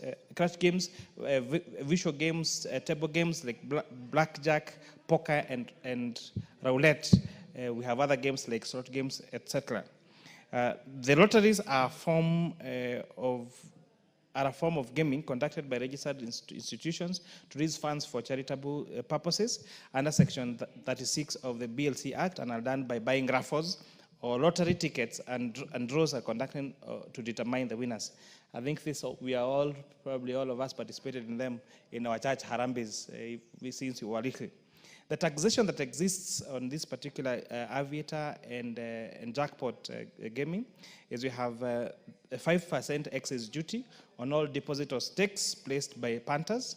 The tax is collected at the point of deposit. The tax is deducted at source in real time. But, Honorable Speaker, you'll note that the amendments that were done by the laws that were passed by this House through the Finance Act now has now changed the way this excess duty is taxed, so that now it's taxed when you deposit into the wallet of the betting company and not when you place a bet. In addition, there's a 20% withholding tax that applied for all gambling winnings. This applies to gross winnings from betting, lotteries, gaming, and prize competition. And this tax, again, is deducted at source in real time. We have also 15% gaming tax that is levied on gross gaming revenue. Gross gaming revenue is defined as a gross revenue turnover minus the amount paid out to customers as winnings. This tax applies to betting, lotteries, gaming, and prize competition, is calculated and remitted monthly by the licensed operators. So this is where the gaming company will subtract how much was people bet and how much they paid as winnings, and then I'll apply 15% as gaming tax on that gross revenue. And lastly, there is 30% corporation tax that is paid on all resident companies, but this 30% corporation tax, of course, is allowed for tax deductible expenses. Honorable Speaker, the Aviator and jackpot games of chances as classified as digital games of chance under the BLGA, and its taxation is aligned with the taxation regimes for the other betting and gaming activities, which include excess duty, withholding income tax on winnings, betting gaming tax, and corporation income tax. So these, Honorable Speaker, there are around 346 betting and gaming companies operating in Kenya, which employ approximately 4,217 Kenyans. These companies also play various roles. They pay PAYE, they pay VAT, withholding VAT, corporation tax, withholding income tax, excess duty on betting and gaming tax, monthly rental income tax, and withholding income tax, NITA, and also the affordable housing levy. Honorable Speaker, as per the financial year 23-24, betting and gaming paid a total of 23.6 billion shillings in terms of taxes, while in the 3 quarters of financial year 24-25, this sector has remitted a total of 26.28 billion in terms of taxes. So it actually means that for the first 3 quarters, the collection of taxes is 3 billion shillings more than how much was collected in the previous full year. These tax levels are expected to double in 25-26 because of the reforms that have been made by the Finance and National Planning Committee through the Finance Act of 2025 on taxing deposits and withdrawals. This will now touch the tax cheats that were not on the tax law, especially for betting for entities outside the country. These reforms are expected to promote responsible gambling in Kenya, and the following are individual tax shield from now different gaming heads. For Sportbook, it was 4.22 billion shillings. Casinos contributed 2.43 billion shillings, and lotteries contributed the lowest, which is 37 million shillings. Sportbook and casinos, 17.4 billion. Sportsbook and lotteries, 7.9 billion. Sportsbooks, casinos, and lotteries, 2.08 billion. And others, which are referred to as general activities, 218 million shillings. So, Honorable Speaker, the Avita and the jackpot games are part of online casino and tax revenue collected from this of gambling is inclusive in casino taxes, which contributed 8.28 of all the gross revenue paid, which amounts to around 1.968 billion shillings. Honorable Speaker, these games of chances are a new product in the market and yield substantial absolute tax revenue collections, in as much as a proportionate contribution is comparatively small in addition to the more established games. With optional regulation for responsible gambling, the revenue contribution is likely to increase. Honorable Speaker, the Finance Act of 2023 introduced an excess duty of 15% on advertisement charged for betting, gaming, and lotteries and prize competition on television, print media, billboards, and radio stations with effect from 1st of July 2023. Furthermore, in the Tax Laws Amendment Bill, now Amendment Act of 2024, the scope of the media advertisement now was expanded to include internet and social media. The committee is scheduled to meet with the Betting Control and Licensing Board during the short recess to address the remaining pertinent issues outstanding matters that shall appraise the House immediately upon resumption from the recess. So the outstanding matters, Honorable Speaker, remains the following: 1, the legal status of the Aviator and jackpot games of chances in Kenya, the steps being undertaken by Betting Control and Licensing Board to control the publication of all manner of advertisements on audio, visual, and print media relating to Aviator game, the criteria and regulations used by BCLB to authorize and regulate these games of chances, and then a list together with license numbers and dates of the farms, media houses, and other authorized media that conduct the games of chance in this country, and lastly a list of from the Betting Control and Licensing Board of ongoing and concluding disciplinary cases against errant betting and gaming farms and media stations in the country for the last 1 year. So, Honorable Speaker, this is just a preliminary report. The best feedback we're going to get is from the Betting Control and Licensing Board. However, it is important to mention, to inform this House that after this matter was raised in the House, the Betting Control and Licensing Board stopped or banned all manner of advertising for these games on our local stations, on media, internet, and social, Honorable Speaker. And I think maybe that is a step in the right direction to reduce this particular addiction. Honorable Speaker, perhaps when this discussion came up, we had a lot of views from the members of the public about not just these particular games of chances, but, Honorable Speaker, betting, no, we call them price control games that are played especially in our vernacular radio stations. So, Honorable Speaker, if you listened to any of the vernacular radio stations, whether it is the morning or in the afternoon or in the evening, our grandparents are being told to stake a particular amount to buy a motorcycle at 100 shillings. And Honorable Speaker, it's imperative how much people are putting on this price control, what's called price betting, Honorable Speaker. And now that's one of the other matters that we hope we could expand in our scope as given to us by this Honorable House, that we need to, in as much as betting is not an illegal activity in Kenya, it is important that it being an extremely addictive activity, it be controlled so that we make sure that the matters that we hear about people committing suicide, others killing each other because of this particular betting behaviors, Honorable Speaker, is controlled. So I know, Honorable Speaker, it is not a satisfactory statement, it's just a preliminary statement because also the Honorable Member has been very patient and has been raising this concern almost every day. And so once now we come back from the short recess, we anticipate, we will focus and purpose to have a comprehensive statement on the same. I thank you, Honorable Speaker. Thank you, Mr. Speaker. I also want to appreciate the chair. I know it's also been a very busy time, as you had indicated last week, and I have been very patient on this statement. I appreciate the preliminary statement and also appreciate that he has committed that it will still meet BCLB. Maybe what I would add for now, Mr. Speaker, because I will wait for the comprehensive statement, is the issue that when this matter was raised on this floor, it was the advert on the radios reduced substantially because there was some directive on advertisement. My question will be, was it just a knee-jerk reaction or will it creep back? Was it by policy? Does it need a law? Maybe this is something they can, the committee can explore when they meet BCLB so that we are able to tame. Because, Mr. Speaker, you know, many casinos don't advertise. Yes. They don't need to. There are people who know where the casinos are, they will go. But this advert on Aviator and these are the games on the phone where we have parents putting 50 shillings, putting 30 shillings. We have children gambling their money for school. We have families breaking and even other people committing suicide, Mr. Speaker. So this is where the problem is. The macro and the small scale gambling that we are seeing in our radio stations, especially vernacular. And I say that because I've followed the Kikuyu vernacular stations.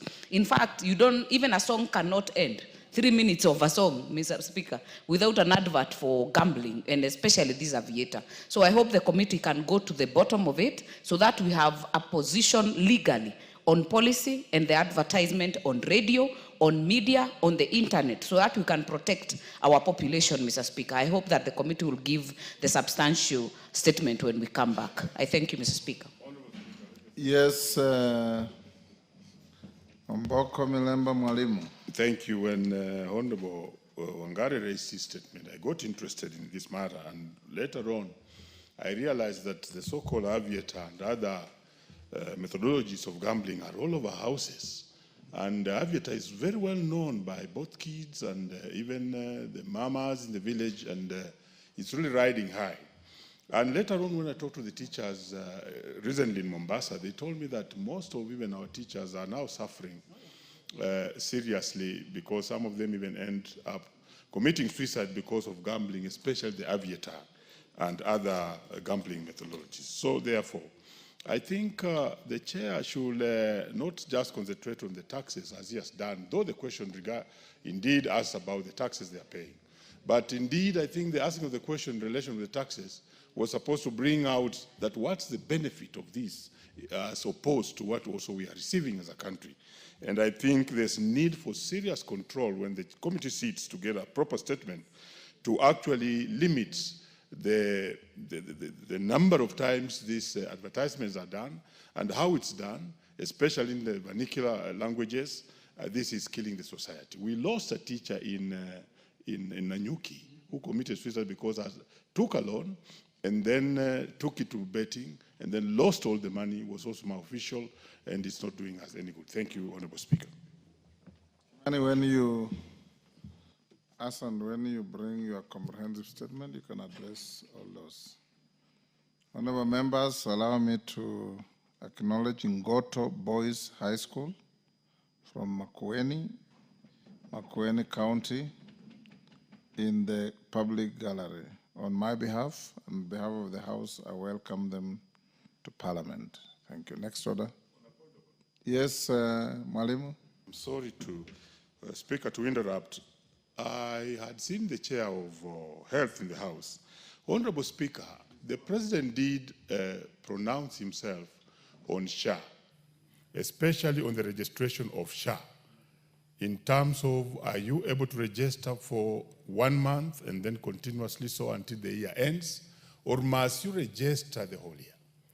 And in my own constituency, SHA was now doing very well. I had a case where we had a child in Msiri High School who was treated in hospital, and SHA paid for us over 69,000 shillings. It made me, Honorable Speaker, to go ahead and help in registration of SHA by providing the data that they are required to have. But then, that pronouncement by the President, and also I wish the chair was here, has not been effected. When they are registering members, people, citizens into SHA, the system is not accepting 1 month registration. So that after 1 month, they again register for another month and another month, the way we used to do it during the NHIF. This will really promote registration, also encourage more people to register, and also avail more people to be within the system, because the local communities don't have that money, the entire money of 12 months. So this is something that I thought the chair could at least work on during this recess. He sits with the minister and other authorities related and concerned in that area so that they can bring back the registration of SHA on monthly basis. Kenyans are waiting for it. You talk about it anywhere, they will actually say, we want that to come back so that we can join SHA. That was my point of order, Honorable Speaker, and I want to thank you. Member for Molo. Honorable Speaker, I'd like to add my voice on this particular matter. This social health insurance is a game changer in our health sector, but it's likely to increase the gap between those people that have access to free medical care and those who don't, what we are calling universal health coverage. Because asking now new entrants to pay a whole year of fees is becoming a tall order with most of the population. So I really urge the committee to have a discussion with the ministry and tighten now that all the loopholes for all those people who are claiming fictitious SHA payments seem to have been sealed, and now to revert back to at least a month of payment and have someone be able to access medical insurance, even 1 month of registration, because the requirement for 1 year is becoming too long and actually quite a heavy burden to Kenyans. I thank you, Honorable Speaker. Is there anybody? Yes, Ndiangui.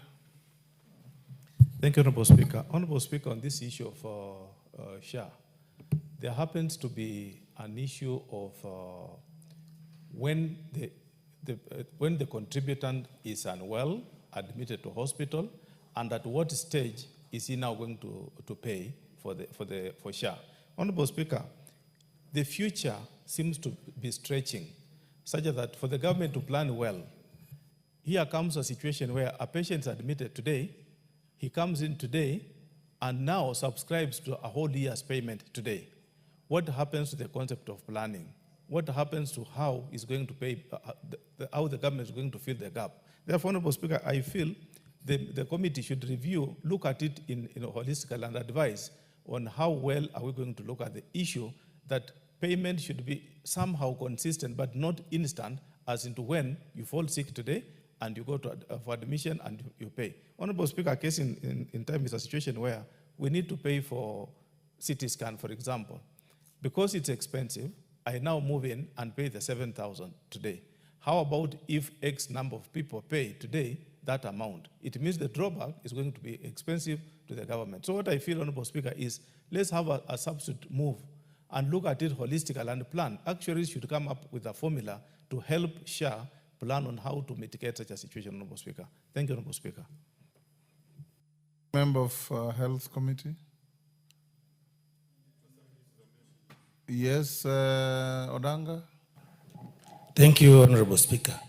Indeed, Honorable Speaker, in the beginning, SHA had a lot of issues of registration, people accessing, and people even accessing the healthcare services.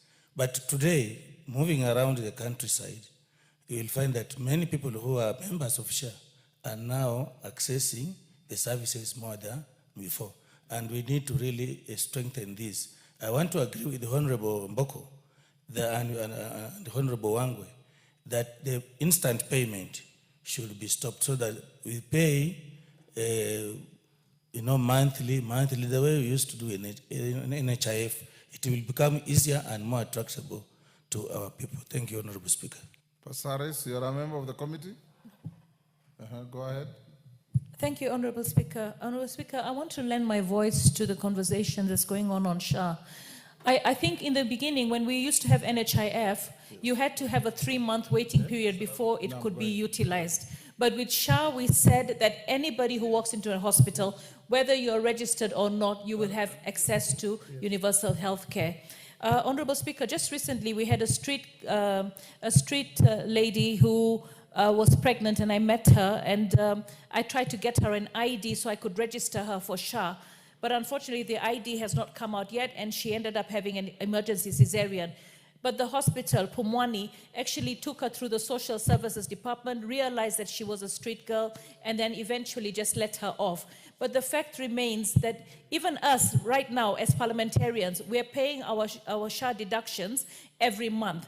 If the parliament were going to be asked today to pay 1 year upfront, it would be almost an impossibility. So the fact is, we need to make sure that we market SHA to the communities. We make them understand that SHA will get stronger and be better able to serve if we pay. People normally pay when they're sick or when they're admitted. That weakens the whole structure of universal healthcare. Even India struggles with universal healthcare in spite of having cheap medical, lots of hospital facilities, and a population that is actually huge to serve. What we need to do with SHA is do a lot of marketing, do a lot of recruitment. We need to make sure that people understand.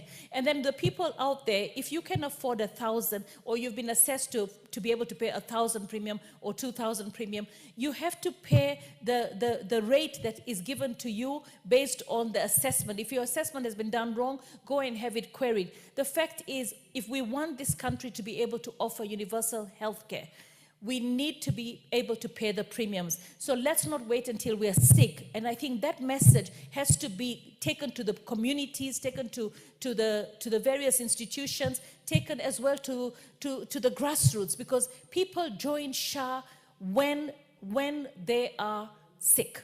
People join SHA when they get admitted. So SHA will actually collapse if we continue that way. So the idea is for us to make sure that our house help are, even if they're not formally employed, we pay SHA for them. Everybody has a moral responsibility to make sure that the people that they know are have signed up to SHA. And recently I had a friend of mine who said to me, I've got a gardener and a watchman and they want to sign up for SHA. How do I go about it? This shows us that the Ministry of Health is not doing enough. The easy way is to say, let people pay 1 year premium. No, make us see your advertisement. Advertise SHA and the benefits. You keep telling us it's working, but show us the benefits of SHA and the advertising. Use your online, use online, and make sure that everybody gets to understand that we need to sign up for SHA, we need to pay SHA. But asking people to pay 1 year upfront because you're not doing your marketing well, I think that's it's wrong. Thank you, Mr. Speaker. Thank you. Any member of Health Committee? Rindagiri, you want also to joyride? I just want to joyride. Thank you, Mr. Speaker. I think SHA, from what I'm gathering from our great people, Bori, it is coming out very well. SHA is functioning, and SHA is really taking care of those who have been admitted. seeking medical attention. Mr. Speaker, the only problem is accessibility for some people, particularly in the rural areas. What we are trying to do as a community is civic education. But Mr. Speaker, the members of parliament or MCAs cannot do entirely the public enlightenment. It is very important that the Ministry of Health takes up the responsibility and first inducts particularly the local administration, the area managers, the sub-chiefs, the chiefs, and even ECC and some DCCs, who even themselves, being the government agent, are not able to explain the functionalities of SHA. Mr. Speaker, you go some areas they have never known about it. All what people are taking advantage is social media. But all in all, particularly in my constituency, people are coming to appreciate the good part of SHA. But Mr. Speaker, I don't know how the operation of SHA was or made it that the premium payable need to be paid per year. Mr. Speaker, not everybody can afford paying the premium per year. My rural constituency, Mr. Speaker, there are low seasons of harvest and there are high seasons. Even those who are employed, Mr. Speaker, cannot afford to pay. Mr. Speaker, you go and find that there is assessment that is being done, particularly on those ones who are being admitted. Once that assessment is done, there are those ones who are assessed at 300 shillings per month, but you are told to pay per year. There are those ones who are assessed 500 shillings per month, but you are forced to pay per year. There are those ones who are being assessed 1,000 per month, and they are forced to pay for 12 months. First and foremost, Mr. Speaker, that criteria of determining the amount that needs to be paid. That is beyond joyriding. Mr. Speaker, I hear you. It's just expressing what is really happening there, because I'm sure many people are listening to us, and this is the only place where we represent the feelings of our people. And people, Mr. Speaker, they are really watching how you specifically, Mr. Speaker, you are navigating through ensuring that this universal health care becomes a reality in this country. So you are presenting over this house, and this is the only house that will ensure this success of this of CHA. So, Mr. Speaker, I'm not only joyriding, but I'm really enhancing the authority of this house in supporting the government initiate the proper process of making sure that so many people join and the expense of joining. I thank you, Mr. Speaker. Clerk, you'll advise Committee on Health to bring the response to Milemba within the first week after recess. Next order. Order number 13, motion, consideration of the performance audit report on the provision of services to persons with disabilities by the National Council for Persons with Disabilities. Emmanuel Wang with us, your committee? Yes. Go ahead. Thank you, Honorable Speaker. Honorable Speaker, I beg to move that this House adopts the report of the Public Investments Committee on Social Services, Administration and Agriculture on its consideration of the performance audit report by the Auditor General on the provision of services to the persons with disabilities in the National Council for Persons with Disabilities, laid on the table of the House on Tuesday, 30th July 2024. Honorable Speaker, allow me to begin by asking ourselves on what is this we call performance audit report. Honorable Speaker, performance audit report is a self-moved report by the Auditor General pursuant to Section 36 of the Public Audit Act, particularly Cap 412B, which provides in verbatim that the Auditor General shall conduct performance audit to examine the economy, efficiency, and effectiveness with which public money has been expended pursuant to Article 229 of the Constitution. Honorable Speaker, many of my colleagues in this House would expect that when PIC presents a report, it presents a report looking at numbers that have been audited from a particular entity, so that we consider and see whether efficiency, prudency, effectiveness of the spending has been done. But on this, Honorable Speaker, this is a motion by the Auditor General herself to understand what is it that is happening in the Council for Persons with Disabilities. Honorable Speaker, the report was tabled in July 2024, but thank God, after that, Honorable Speaker, in May last month, 2025, we passed in this House the Persons with Disabilities Act, which ended up correcting so many of the observations that were done by the Auditor General in this report. Honorable Speaker, the Auditor, having moved on her own motion to understand what is happening in the Council for Persons with Disabilities, there are several issues that were raised, which came up and which made the Auditor General to feel that the Council would be not moving in the right direction or not attaining the threshold that is required, Honorable Speaker. The various issues I would want to enumerate here, Honorable Speaker, forms part of the concerns that struck the eye of the Auditor General, prompting her now to move in and start the audit to submit the report to the House. One, Honorable Speaker, there are issues of delay. There were issues of delay in the registration of persons with disabilities. Honorable Speaker, persons with disabilities are subjected to various forms of delay to register.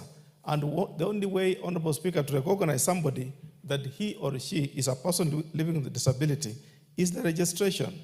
And Honorable Speaker, you find the registration of persons with disabilities such a tedious exercise that it's not you and I that has to undertake the registration. It is so classified that the Director of Medical Services is the approved entity to list or to enumerate who is this person that is living with disability. Honorable Speaker, where do you get this service, and who is this Director of Medical Services that is all around to find that he provides the registration of persons with disabilities? You end up finding, Honorable Speaker, that the backlog of unsigned disability assessment forms continue to be experienced in the county level offices. Honorable Speaker, it is not easy. We only have maybe about 6 medical officers who are eligible to enumerate the persons with disabilities. So what happens to the rest of the persons with disabilities? A number of counties have made disability assessment free of charge, yes, while others continue to charge between 200 to 1,500 for you to be registered. Honorable Speaker, this is statistics for the audit that was carried between 2013 and 2020, when the Auditor General, on her own motion, moved in to find out what is happening in the Council for Persons with Disabilities. The problem is compounded, Honorable Speaker, where assessed persons is seeking tax exemption by Kenya Revenue Authority because he or she has to travel to far away centers where KRA assessments are periodically conducted. Those are issues, Honorable Speaker, that move a person to be now registered. And Honorable Speaker, it is such a tedious exercise that is going on in the Council, and if it's not checked, it now keeps on compounding the various persons living with disabilities not to enjoy the services. Honorable Speaker, the other issue that came up to the attention of the Auditor General is the cash transfer program that has not substantially improved the livelihood of persons with disabilities. Honorable Speaker, when you audit the cash transfer program from the social protection perspective, there is so much that is moving into that program. But, Honorable Speaker, from the eye of the Auditor General, has this improved lives of persons living with disabilities? Honorable Speaker, there are quite a number of observations that came up on that, with that question. The mode of paying has improved over time and moved from manual to card-based, then to current electronic platform, which is individual and account-based, which addresses challenges previously experienced by the beneficiaries. Yes, it has enabled to access those who are registered. How about those who are not registered, Honorable Speaker? That is now the challenge that comes about with that cash transfer, meaning, Honorable Speaker, it is sectarian. A few are getting and the majority are not because of not being registered. The cash transfer program, Honorable Speaker, has also experienced delays in disbursement of funds due to delay in release of exchequer from the National Treasury. Honorable Speaker, these people, persons living with disability, depend entirely on that cash transfer program. So the moment the exchequer is delayed, they are also stuck in their daily activities and they are unable to move because that is their only income that they have. The Social Assistance Unit, Honorable Speaker, over time has not reviewed the amount of cash transfer periodically as documented in the Consolidated Cash Transfer Program Manual. Honorable Speaker, you and I have always known that the cash transfer program is 2,000 for as long as it has been there. It has never been improved. It has never increased. But Honorable Speaker, you'll agree that life has changed, the cost of living has changed, and inflation has also moved. In as much as, Honorable Speaker, today inflation has come down, but over time it has been fluctuating. Honorable Speaker, the other issue that caught the eye of the Auditor General is the Economic Empowerment Program, which has not improved the economic status of persons with disabilities. What is this we are talking about, Economic Empowerment Program, Honorable Speaker? The amount granted to each group, you find, Honorable Speaker, various groups of persons with disabilities are put together to submit their proposals, and they get empowerment programs. The amount, Honorable Speaker, granted to each of the groups was not adequate to start viable projects. Marketing was a challenge, and the group would disintegrate due to disagreement among the members. Honorable Speaker, whereas government has tried to consolidate these persons with the disabilities together by empowering the various groups, the question is, Honorable Speaker, is the money they are getting good enough to enable them to start a business?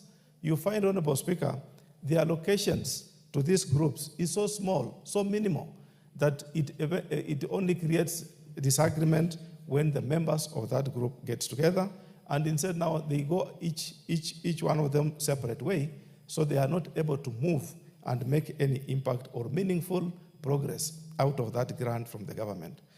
Honorable Speaker, not every spade is a spade. At times it becomes a big spoon. Not everyone who is disabled is an albinism. We have different categories of disability. I want to address, Honorable Speaker, a challenge that also got the eye of the Auditor General. The Albinism Support Program, which has not adequately also, Honorable Speaker, addressed skin care requirements of persons with albinism. Honorable Speaker, the key issue affecting persons with albinism is the skin care. Their skin is susceptible to infections. So the moment you support their skin protective issues, that is the way to address persons with albinism. And Honorable Speaker, how I wish my good friend, the investor, was around. He would support this idea or this suggestion by the Auditor General. And what was the observation, Honorable Speaker, that got the Auditor's eye? Screening for skin cancer for the persons with albinism has not been done as expected. Her finding, Honorable Speaker, goes on to say that this was attributed to non-functional serotherapy machines in some instances, lack of necessary training on the use of machines, and lack of awareness on the need for skin cancer screening by persons with albinism. Honorable Speaker, that's a very critical issue that got the Auditor's eye for her to be able to sum up and give it to us. What did she observe? That persons with albinism, Honorable Speaker, have been unable to collect the skincare items due to the challenge of proximity to the collection centers. These are specialized kind of service, Honorable Speaker, and it's not found in Navajo. My person from Navajo has to travel to Kakamega or even to Nairobi to access this kind of skincare facility, Honorable Speaker. The Auditor General also feels the Council has not enlightened the persons with albinism about the provision of the skincare items. Also, Honorable Speaker, some of our patients or persons living with albinism, they don't know that these items can be provided for by the government. So the Auditor General has brought it to the attention that it's important the Council of Persons Living with Disability makes it good to get to the bottom, lowest person, Honorable Speaker, to know that the government can provide. And Honorable Speaker, finally, the Auditor General talks about the skincare items sometimes expire at the hospitals due to non-collection of the lotions by persons with albinism. Honorable Speaker, some areas are advantaged. Those who are with proximity to Nairobi, they access the medicine faster.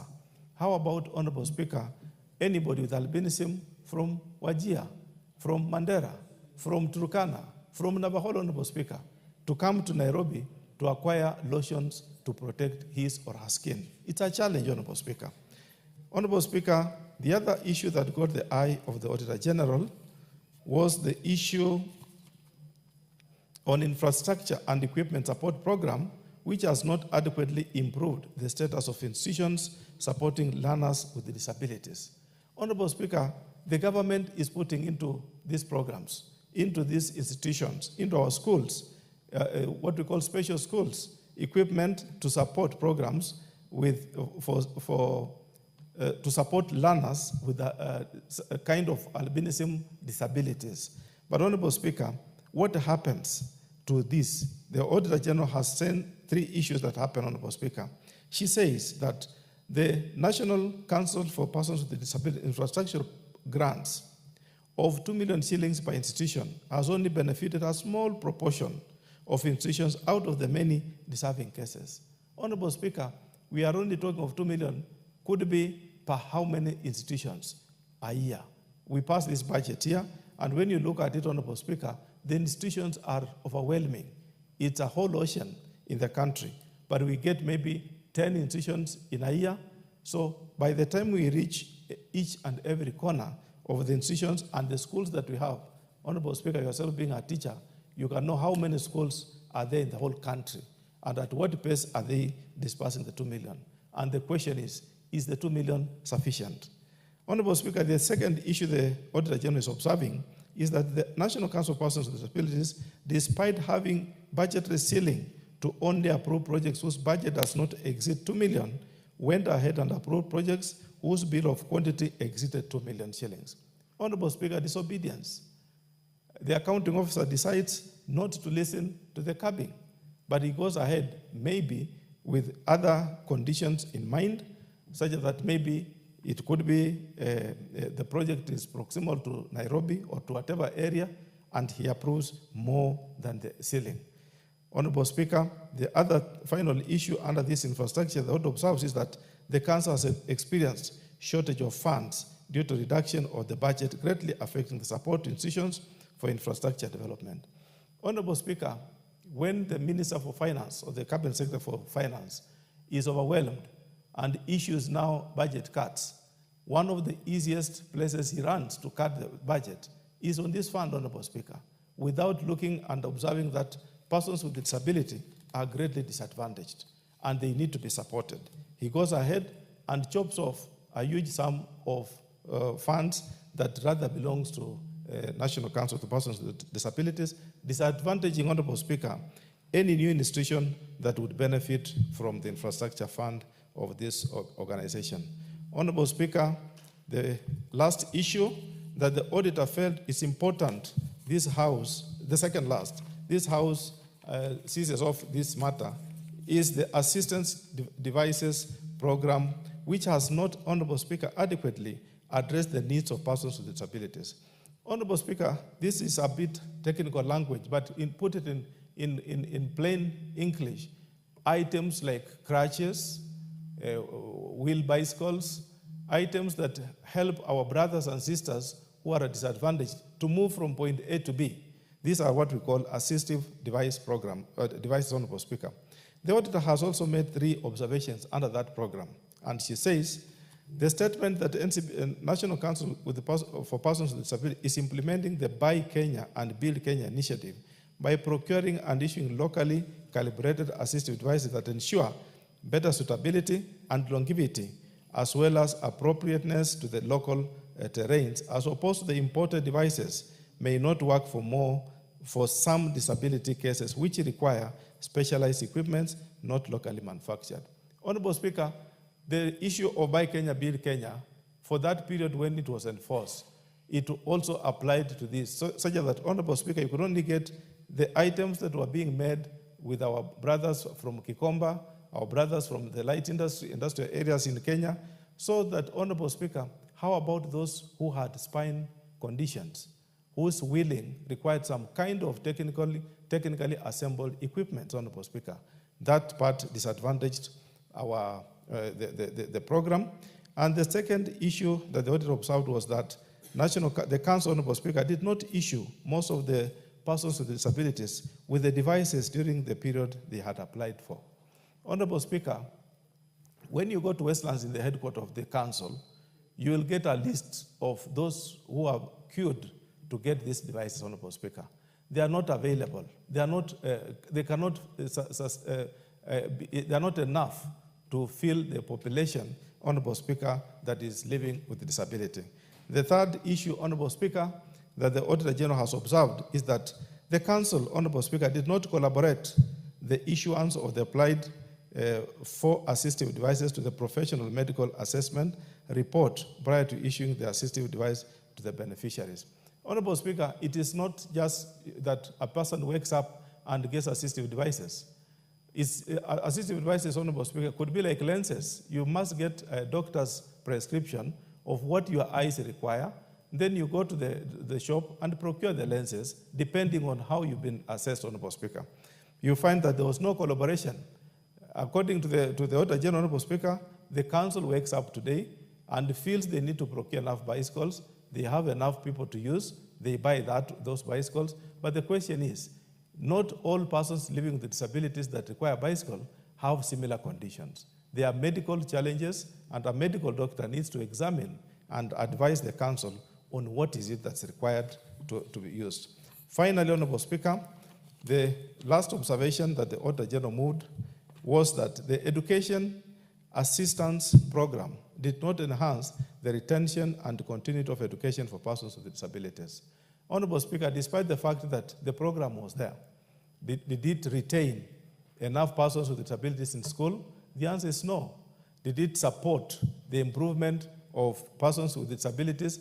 The answer is, Honorable Speaker, we need to do more. More needs to be done so that we retain these people in school and enhance and move forward that persons with disabilities, Honorable Speaker, also get the right education. Honorable Speaker, I want to state a case in time in my constituency, Honorable Speaker. Myself, it comes a time when, Honorable Speaker, I had a sponsor who gave me enough bicycles for persons with disabilities. But, Honorable Speaker, you find that these people end up leaving some of those bicycles at home. They would want to walk with that kind of strain to go to the market. For what reason, you can't understand. A young person whom you have given a bicycle to use feels better not to use that bicycle when he's coming to see you, so that, Honorable Speaker, you sympathize with that person. The same, and support him for the instant small amount you give him that time. I feel the education program also faces the same challenge, that, Honorable Speaker, these persons did not seem to see that they want to be enlightened, to be educated, but instead they go into the school and again drop out on their own evolution. So it has not achieved that much, a situation which, Honorable Speaker, all of us, the Auditor General is calling on all of us to support the Council so that all those institutions that have been spent on by public funds must now be supported so that those institutions run to the reason as to why they were initiated. Therefore, Honorable Speaker, why did the Auditor General have to take trouble to ensure that she comes up with this report, which somehow looks obvious, but, Honorable Speaker, it is not obvious. It is detailing what is happening in this institution, why we should now all as a House support this institution and raise it to another level, Honorable Speaker. It has the monitoring and evaluation position. It has the financial trajectory, we need to look at it. It has the governance aspect that we need to look at it. As a House, Honorable Speaker, when we move and approve this report, in advance, Honorable Speaker, and on my opening remark was the institution has already adopted, the ministry has already moved the bill on persons with disability bill, and which we passed this House in May. Most of the recommendations, Honorable Speaker, in that bill align with this audit, which we tabled the report in July 2024. Meaning, Honorable Speaker, this House is the savior of the challenges that the Auditor General on her own motion has moved. So I want to seek that we approve this report and anything that is pending, particularly, Honorable Speaker, the bill which we passed, we need to ensure that the regulations thereon come into this House, and I want to invite my colleague in charge of Committee on Delegated Legislation to move fast and put in place the regulations that now implement the act that we passed in May 13th of this, into this House, so that the implementation part of this, the act, and in conjunction with the auditor's report that she has given us, detailing what is happening, where we need to cure, and what we need to do. What I've presented, Honorable Speaker, is just the summary. But when you look at the entire report and look at the auditor's audited report itself, it details what, once the report's adopted, what the council needs to do, and by when is it supposed to implement, so that the council moves forward and effectively uses the public resources in an efficient way. Thank you, Honorable Speaker. I beg to move and ask my colleague, the great lady from Busia, in another language she's called Mama Kipepeo, to second. Who is Mama Kipepeo?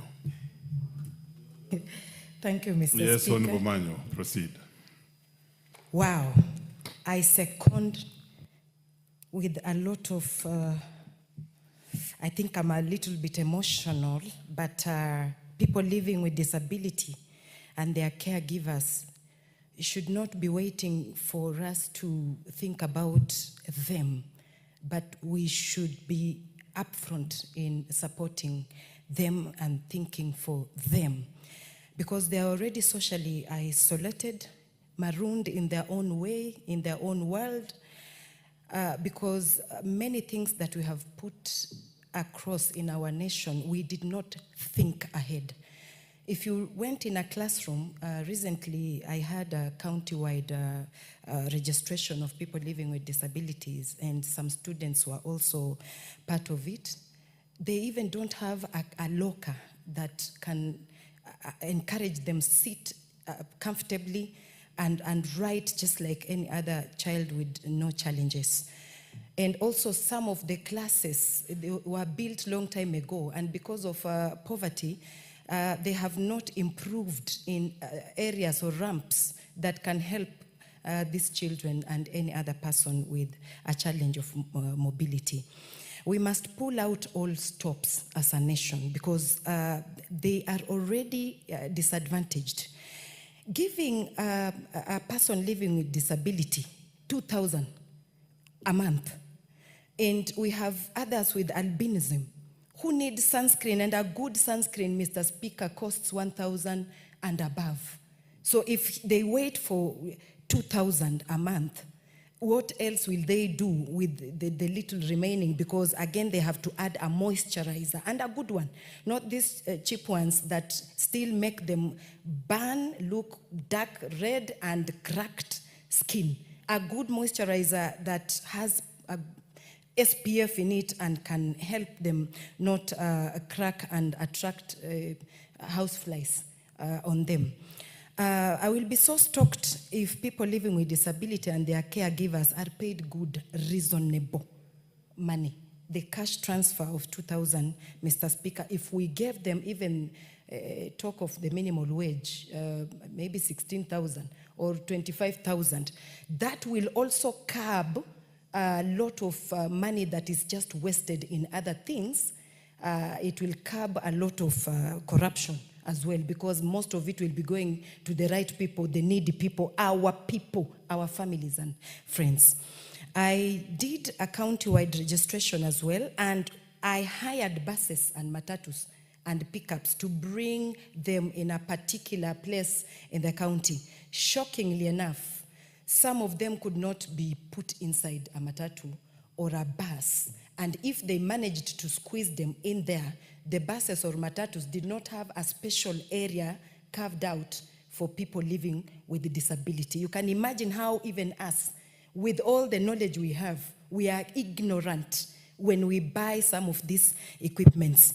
So people living with disabilities need professional, these counselors, professional counselors also who can help them, because when we sat there the whole day, most of them, even coming to the meeting, did not even look happy. They looked like they are already stressed, and they had so much to tell us, but I'm not a professional, so I didn't know what to do but to help by registering them.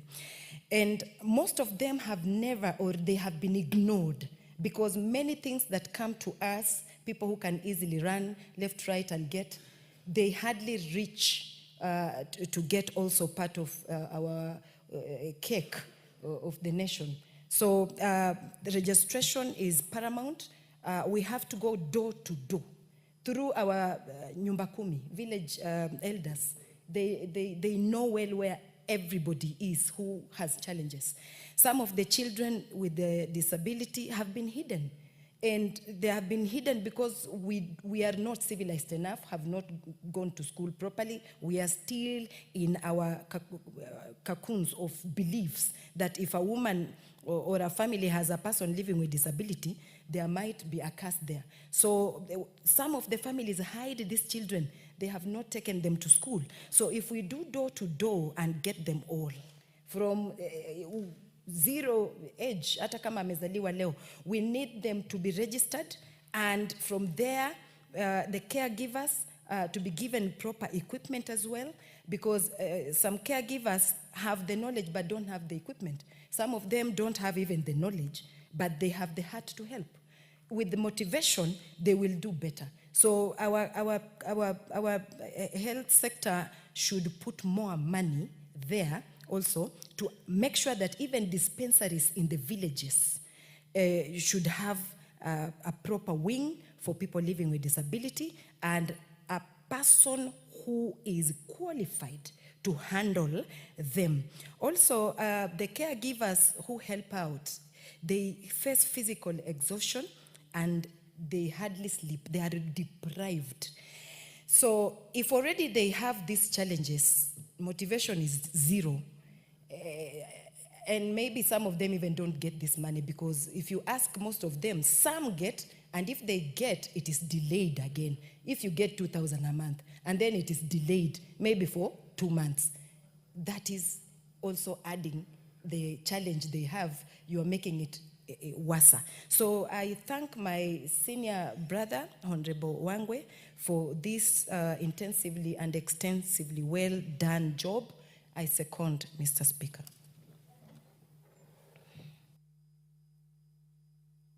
Very well. I didn't hear you speak about the double registration that has been done all over the years. They keep on registering the same people, changing the card this year, and next year another card, another card, another card. Honorable members,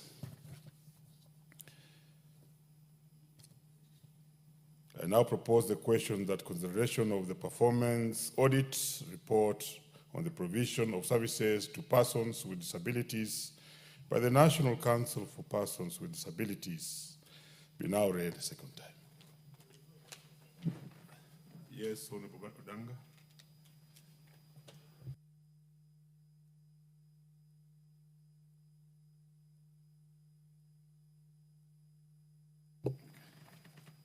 Thank you, honorable members. Just for a minute. I'll take it again. Honorable members, I now propose the question that this House adopts the report of the Public Investment Committee on Social Services, Administration and Agriculture on its consideration of the performance audit report by the Auditor General on the provision of services to persons with disabilities by the National Council for Persons with Disabilities laid on the table of this House on Tuesday, 30th July 2024.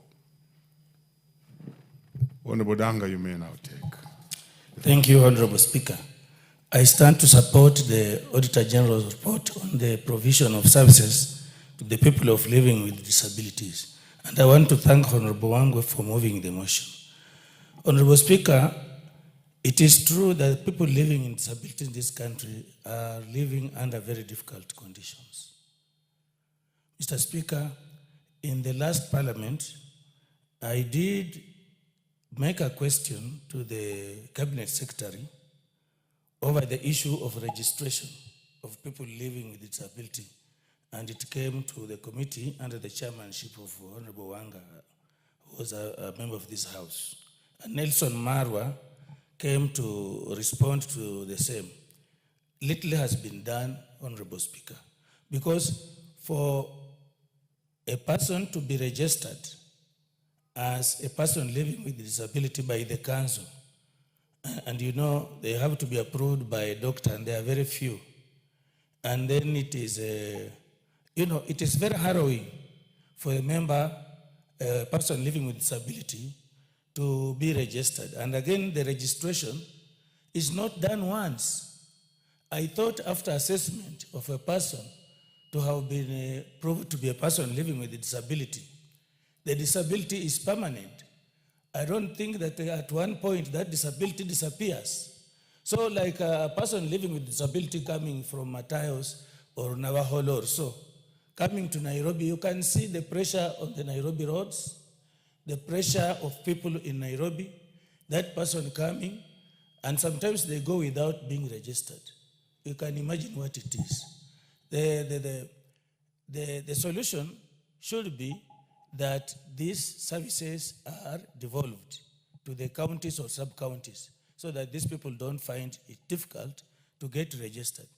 Mr. Speaker, walking around Nairobi streets, you will see a lot of people living with a disability, begging, and that kind of thing. And it is being said that even some of them are being abused and misused by other people. They're making business out of the few coins that they are making. This is something that we need to rid of in our country, giving them assistive devices, the cash transfer to reach them all, and even, Mr. Speaker, sometimes even this cash assistance, when you go to places where it is being done, like in the past it was being done even at social hall, the people who surround these people even con them of the money. Many times they don't get the money home. So we really need to work on this. Even the schools, our schools should be given even priority, the special schools. You get that even the ratio of teacher to pupil is very low.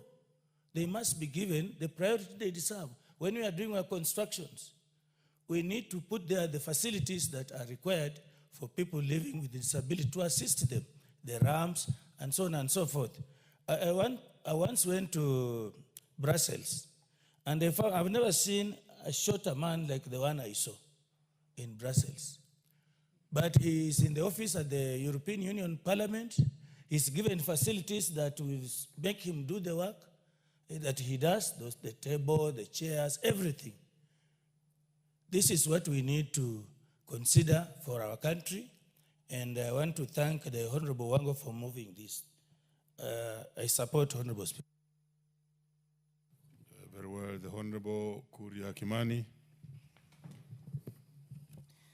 Nashukuru sana Mheshimiwa Spika kwa kunipa fursa hii kuchangia kwa ripoti hii ambayo ni mapendekezo ya kamati ya uwekezaji wa umma kuhusu ripoti ya ukaguzi wa utendaji wa mdhibiti wa mkaguzi mkuu wa hesabu za serikali.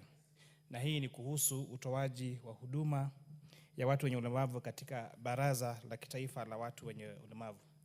Ripoti hii, Mheshimiwa Spika, inaangazia hesabu hizi za kifedha za mwaka wa 2013 na 2014 hadi mwaka wa 2019 na mwaka wa 2020.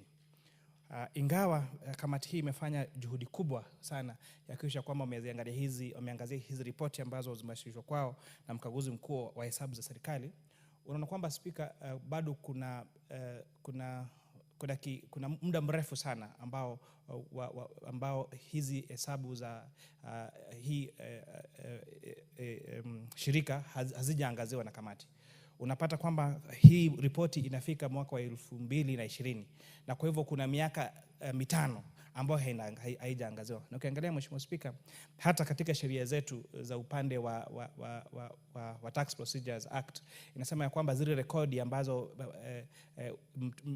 halmashauri ya KRA ama ya utoza ushuru inaweza kuja kuangalia katika biashara yako ni ya miaka 5. Kwa hivyo hii tayari inakiuka sheria zingine ambazo zimeangaziwa ama zimeweza kupitishwa katika bunge hili, Mheshimiwa Spika. Ya pili, pengine jambo ambalo tunaweza kuwapa kongole hili shirika ni kwamba angalau maswala ya wale walemavu yameanza kuangaziwa. Kuna wale ambao wameanza kusajiliwa na kuna wale ambao wanapokea zile shilingi 2,000 kwa kila mwaka. Kwa hivyo hili ni jambo ambalo tunaweza wapa kongole, tuseme basi ni jambo ambalo limefanyika vizuri na tunawapa hongera kwa hayo. Lakini Mheshimiwa Spika, ukizingatia hata siku ya leo ambao tunaangazia maswala ya walemavu, tunaangazia haya maswala bila yule tunaita sign language interpreter, yule mkalimani wa wale ambao wa alama, mkalimani wa alama, kuangazia wale ambao kabisa hawawezi kusikia tunayozungumzia. Na kwa hivyo hiyo inamaanisha kwamba ingawa tunazungumzia maswala ya walemavu, bado tunazungumzia maswala yao bila wao kujua tunayozungumzia, kwa sababu ile lugha ambayo tunatumia wao hawaelewi, kwa sababu katika kikao cha maana kama hiki hatuna yule mkalimani wa lugha ya alama. Mheshimiwa Spika, mchakato wa usajili ambao umeweza kuzungumzwa vizuri sana na Mheshimiwa Mama Kipepeo unazua bado mambo ya kusisimua, kwa sababu hayaangazii wale wote ambao wako na ulemavu. Kuna wananchi wengi sana, familia mingi sana ambao wako na ile mambo ya ulemavu lakini bado hawajasajiliwa. Na kuongeza chumvi kwenye kidonda, kuna wale wengine ambao Mheshimiwa Spika umesema wamesajiliwa maradufu. So kuna wale ambao hawajasajiliwa, na juu ya kuongezea chumvi kwa kidonda kuna wale ambao wamesajiliwa maradufu. Kwa hivyo hii kabisa sio haki kwa wale ambao ni walemavu. Mheshimiwa Spika, kiwango cha pesa ambazo tunawapa hawa walemavu ya shilingi 2,000 bado hakiambatani na hali saizi ya kiuchumi. Na kwa hivyo natumaini kwamba kamati ya bunge ambayo inaangazia mambo ya bajeti katika bunge hili, wakati wanaangazia bajeti inayokuja, wataweza kuangazia na kuhakikisha kwamba wameongezea hela ambazo zika katika zile pesa ambazo zinapewa hawa walemavu, ili angalau zikuwe zaidi ya 2,000 hizi ziweze kuendanishana na hali ya kiuchumi ambavyo ilivyo katika nchi yetu ya Kenya. Mheshimiwa Spika, mambo ya ajira na uwakilishaji wa watu wenye ulemavu bado uko chini sana katika serikalini na bado katika sekta binafsi. Ukiangalizia hata hapa katika bunge letu, wale ambao wameweza kuchaguliwa kama ambao ni walemavu ni wachache sana, ukiangalia wale wengine ambao wote wamechaguliwa katika hii bunge. Na inaonyesha, kwa sababu hii inaonyesha sura yetu ya Kenya, inamaanisha kwamba vile ambavyo hawako wengi hapa ndivyo pia hawako katika sekta zingine, na hasa zaidi katika sekta za kibinafsi. Mheshimiwa Spika, msaada wa vifaa ambao unatolewa kwa hawa walemavu kufuata tathmini hazifuati msaada wa vifaa unaotolewa haufuati tathmini sahihi za kitaalamu. Na hii ndio maana yule mwenyekiti alikuwa anasema vifaa vingine ambavyo vinapewa hawa walemavu kuwasaidia katika ulemavu wao, vingine vimepitwa na wakati, vingine ambavyo vinahitaji vifaa vingine kama vile batteries. Mheshimiwa Spika, unapata wanapewa bila battery, ama hizo batteries zinakuwa hazifikishi muda kama mwaka mmoja ambavyo unastahili, Mheshimiwa Spika. Na kwa hivyo haya ni mambo ambayo kabisa lazima tuyaangazie kama bunge hili, kama kabisa tunataka kuwasaidia wale ambao wako na ulemavu. Kwa hivyo ni masuala gani ambao tungependa kupendekeza? Tumesema ya kwamba serikali ifanye tathmini mpya ya kiwango cha marupurupu ambacho kinalingana na hali ngumu ya ugumu wa ulemavu kwa hali ya kiuchumi na kulengwa. Kwamba wote ambao ni walemavu wanapata kiasi kimoja cha shilingi 2,000 ni jambo ambalo linafaa kuzingatiwa zaidi, Mheshimiwa Spika, kwa sababu ulemavu kuna tofauti. Bei mahitaji ambayo yanahitajika kuangazia wale ambao ni walemavu yanatofautiana kulingana na hali ya ulemavu. Na kwa hivyo unapata kwamba zile hela ambazo zinapewa wale walemavu zote ni shilingi 2,000. Na iwapo wengine ni walemavu kiasi kwamba hawezi kutoka kutembea, wengine wanahitaji hata pengine diapers na maneno mengine. Kwa hivyo nafikiri tunafaa kuangazia kutumia teknolojia kuweka kiwango cha marupurupu ambayo yanaenda kwa hawa walemavu kulingana na hali ya ulemavu ambayo hawa walemavu wako nayo. Nimeongezea kuhusu usajili, tuhakikisha kwamba usajili huo ni wa njia ya haki, kwamba wale watu ambao wako na ulemavu wapate kuwa wamesajiliwa, na pia vifaa hivi ambavyo wanaendelea kupewa zibadilishwe ziwe za uendelevu, ziwe na usawa na zikuwe na athari ya wale wanaolengwa. Mheshimiwa Spika, Waswahili walituambia kwamba mtu ni utu, si uumbile. Hii inatufundisha kuwa dhamani ya mtu haipimwi kwa uwezo wa kimwili, bali kwa utu wake, heshima yake na mchango wake katika jamii. Nakumbusha pia kwamba ulemavu si udhaifu, bali ni utofauti. Tofauti tu ya ulemavu ni kwamba yeye maumbile ambayo anaishi kwake hayaafikiani na vile maumbile yake yako. Na kwa hivyo ni jukumu letu kama taifa kuhakikisha kwamba tumeenda pale kati na kuhakikisha kwamba ulemavu wake ama environment yake basi inaambatana na kumsaidia kujikimu katika maisha kulingana na ule ulemavu wake. Na pia ya mwisho niseme tukumbuke ya kwamba katiba yetu kupitia ibara ya 54 inatuambia inatukumbusha kwamba haki za watu wenye ulemavu, na ni juu yetu kuhakikisha kuwa haki zao hazibaki tu kwenye maandishi, bali zinaonyeshwa katika maisha halisi. Kwa hivyo ningependa tena nikimalizia kuwapa kongole Bwana Mwenyekiti, Mheshimiwa Wangwe, kwa kuleta hii ripoti na kuwauliza kamati hiyo waweze kufanya bidii zaidi kuhakikisha kwamba zile ripoti ambazo zinafika katika bunge ziko karibu zaidi, sio ambazo ziko zaidi ya miaka 5 iliyopita, na kuangazia hilo swala la shilingi 2,000 ni chache sana kulingana na hali ya kiuchumi ilivyo. Hizo pesa ambazo unapewa hawa walemavu kuhakikisha kwamba tutafute jinsi ya kutumia teknolojia kuwapa walemavu kulingana na hali yao ya ulemavu, ili wale ambao wanahitaji hela mingi sana kusaidiwa basi wakuwe bado wanapata hela mingi. Na nikumbushe sisi wote wale ambao tunasema hatuna ulemavu tuko sekunde moja kutoka kuwa walemavu, kupitia kwa ajali ya barabara ambao kila siku tupo. Wengine unaweza anguka kwa bafu, wengine ukakuwa mgonjwa, na Mungu akujalia miaka mingi ya kuishi humu ulimwenguni ufikisha pengine miaka 100. Ukifika 100 pengine hutakuwa unaweza kutembea. Kwa hivyo utahitaji wengine kuja kutuangalia, na kwa hivyo ni lazima sana tukubaliane kama bunge tujali kabisa maslahi ya hawa walemavu. Asante Mheshimiwa Spika. Asante sana Mheshimiwa Kuria Kimani kwa Kiswahili sanifu. Now let's hear from the Honorable Anne.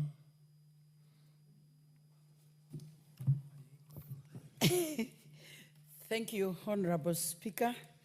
I stand to support the provision of services for people living with disability, as has been tabled by Honorable Wangwe. And I just want to ride on what every other speaker has said, that when you look at how the Kenya National Council for People Living with Disability has not been able to do enough for these people, and especially passing information to other people and making them come on board to be able to understand how to treat these people who are special and living among us. I would want to give an example of in the National Government Affirmative Action Fund, the kit that is normally given to the woman rep has a very small percentage of where you are supposed to deal with PWDs.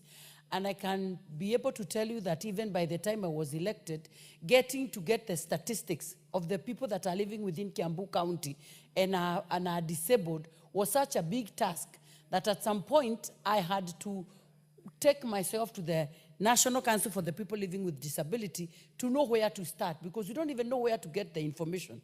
And when you start talking to them, they will now start telling you how much they are struggling to also be able to get even the card. So we are saying that this issuing of their cards need to be devolved. Just as we do Huduma, We can have it even within Huduma, where these people know where they can be getting their cards, so that we ease their way of doing things. And above all, let them also involve in employment, let them involve a number of these people who are able to understand. Like now, personally, I involved a disabled person in my board, so that you'll be able to be taking care of these people, because you realize when you bring on board such a person, in a times when people will at some time forget, not intentionally, but by the fact that maybe you do not have so many of such people around you. So when you have such people in so many boards that are involved in such things, then they'll be able to be presenting these issues of these people. And above all, I would also want to talk on the increment. From the 2,000, when you look at the 2,000 is to the person who is disabled. But again, we are forgetting, there is also somebody else who is not able to exercise their duties or even to work just because they have to take care of this person that is disabled. So when we look at these people, we realize that we have 3 people that are already incapacitated, maybe 2 taking care of this person. So if we look at these issues as a house, I would want to thank Honorable Ndiangui so much for looking at this and tabling it with such a passion, so that as a house, we look at the issues that these people are going through every other day, and we take it upon ourselves that we need to be involving them and bringing them on board so that we are able to understand the issues they go around with. And finally, Honorable Speaker, I one time tried to bring on board the people living with albinism in Kiambu County. And I realized they were more than what I could provide with Ngaf.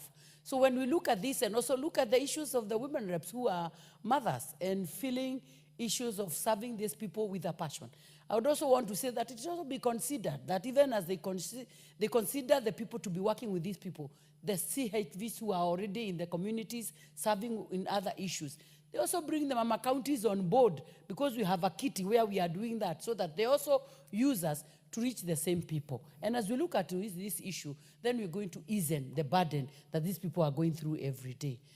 I submit and thank you, Honorable Speaker, for this time. Great. There being no further interest in this particular one, let me ask the mover to reply. Thank you very much, Honorable Speaker. Allow me to first and foremost appreciate my colleagues for really weighing in, making suggestions, and reaching the report further, such that, Honorable Speaker, whoever is going to read the Hansard, together with the report, will really make good of what is supposed to be done and what the Council for Persons with Disabilities can now do. Honorable Speaker, I'm also happy for the presentation taken by Honorable Kuria Kimani, especially in Kiswahili. It's very tricky to get a man of numbers being able to express the numbers in Kiswahili. It's a very, very good impression that not all of us can speak just English. We can speak both bilingual or even 3 languages at the same time. I want to appreciate the woman rep for Kiambu, that what she has weighed in, especially devolving the council activities, is a key thing, Honorable Speaker. Let it not just sit in Nairobi and say Nairobi is the best, but let us also look at it downwards. And thank the honorable member who seconded me, the Mheshimiwa County Rep for Busia, that the contribution she has made is wonderful. It's all round and it enriches us, together with the honorable member for Matayos. That, Honorable Speaker, it's not just the Auditor General who had seen the issue of persons with disabilities. Even the member for Matayos had seen it before. What can we do as a house? Now that we have the report, the Committee on Implementation, I wish that they take it up strongly, Honorable Speaker, that they move away with it, so that after 60 days, let them now make sure implementation is done. Budget cycle should be checked. Let us see that when the budget comes into this house, there is something positive towards the council, so that we move together as one. Remember, Honorable Speaker, when we are saying we are giving stipends, and we say we rationalize it at 2,000, 2,000 is for the elderly, a mother of some other people behind. But when you say to persons with disability, is the principal. This is the person you are supporting. He has no any other person against himself or for himself. Therefore, Honorable Speaker, that difference has not been made, and I want to thank my colleagues for supporting my report. I beg to reply. Very well. You should have also thanked me for reminding you that the registration is done every year, change of the card, every time they have to pay money, and you are told this card cannot work this year, next year another one. When you retire back to your table and you meet the auditor and other authorities, please check on that. Honorable members, we shall defer putting of the question to this particular one until the next sitting. Next order. Order number 14, motion, consideration of the 5th report on the financial statements for the NGCDF accounts for 6 constituencies in Busia County.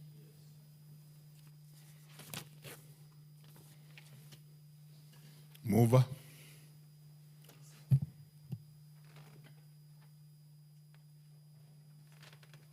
Very well, honorable members. The mover to this one had actually asked permission because he's engaged elsewhere, and therefore we shall also defer this particular motion to the next sitting. Honorable members, let's be upstanding.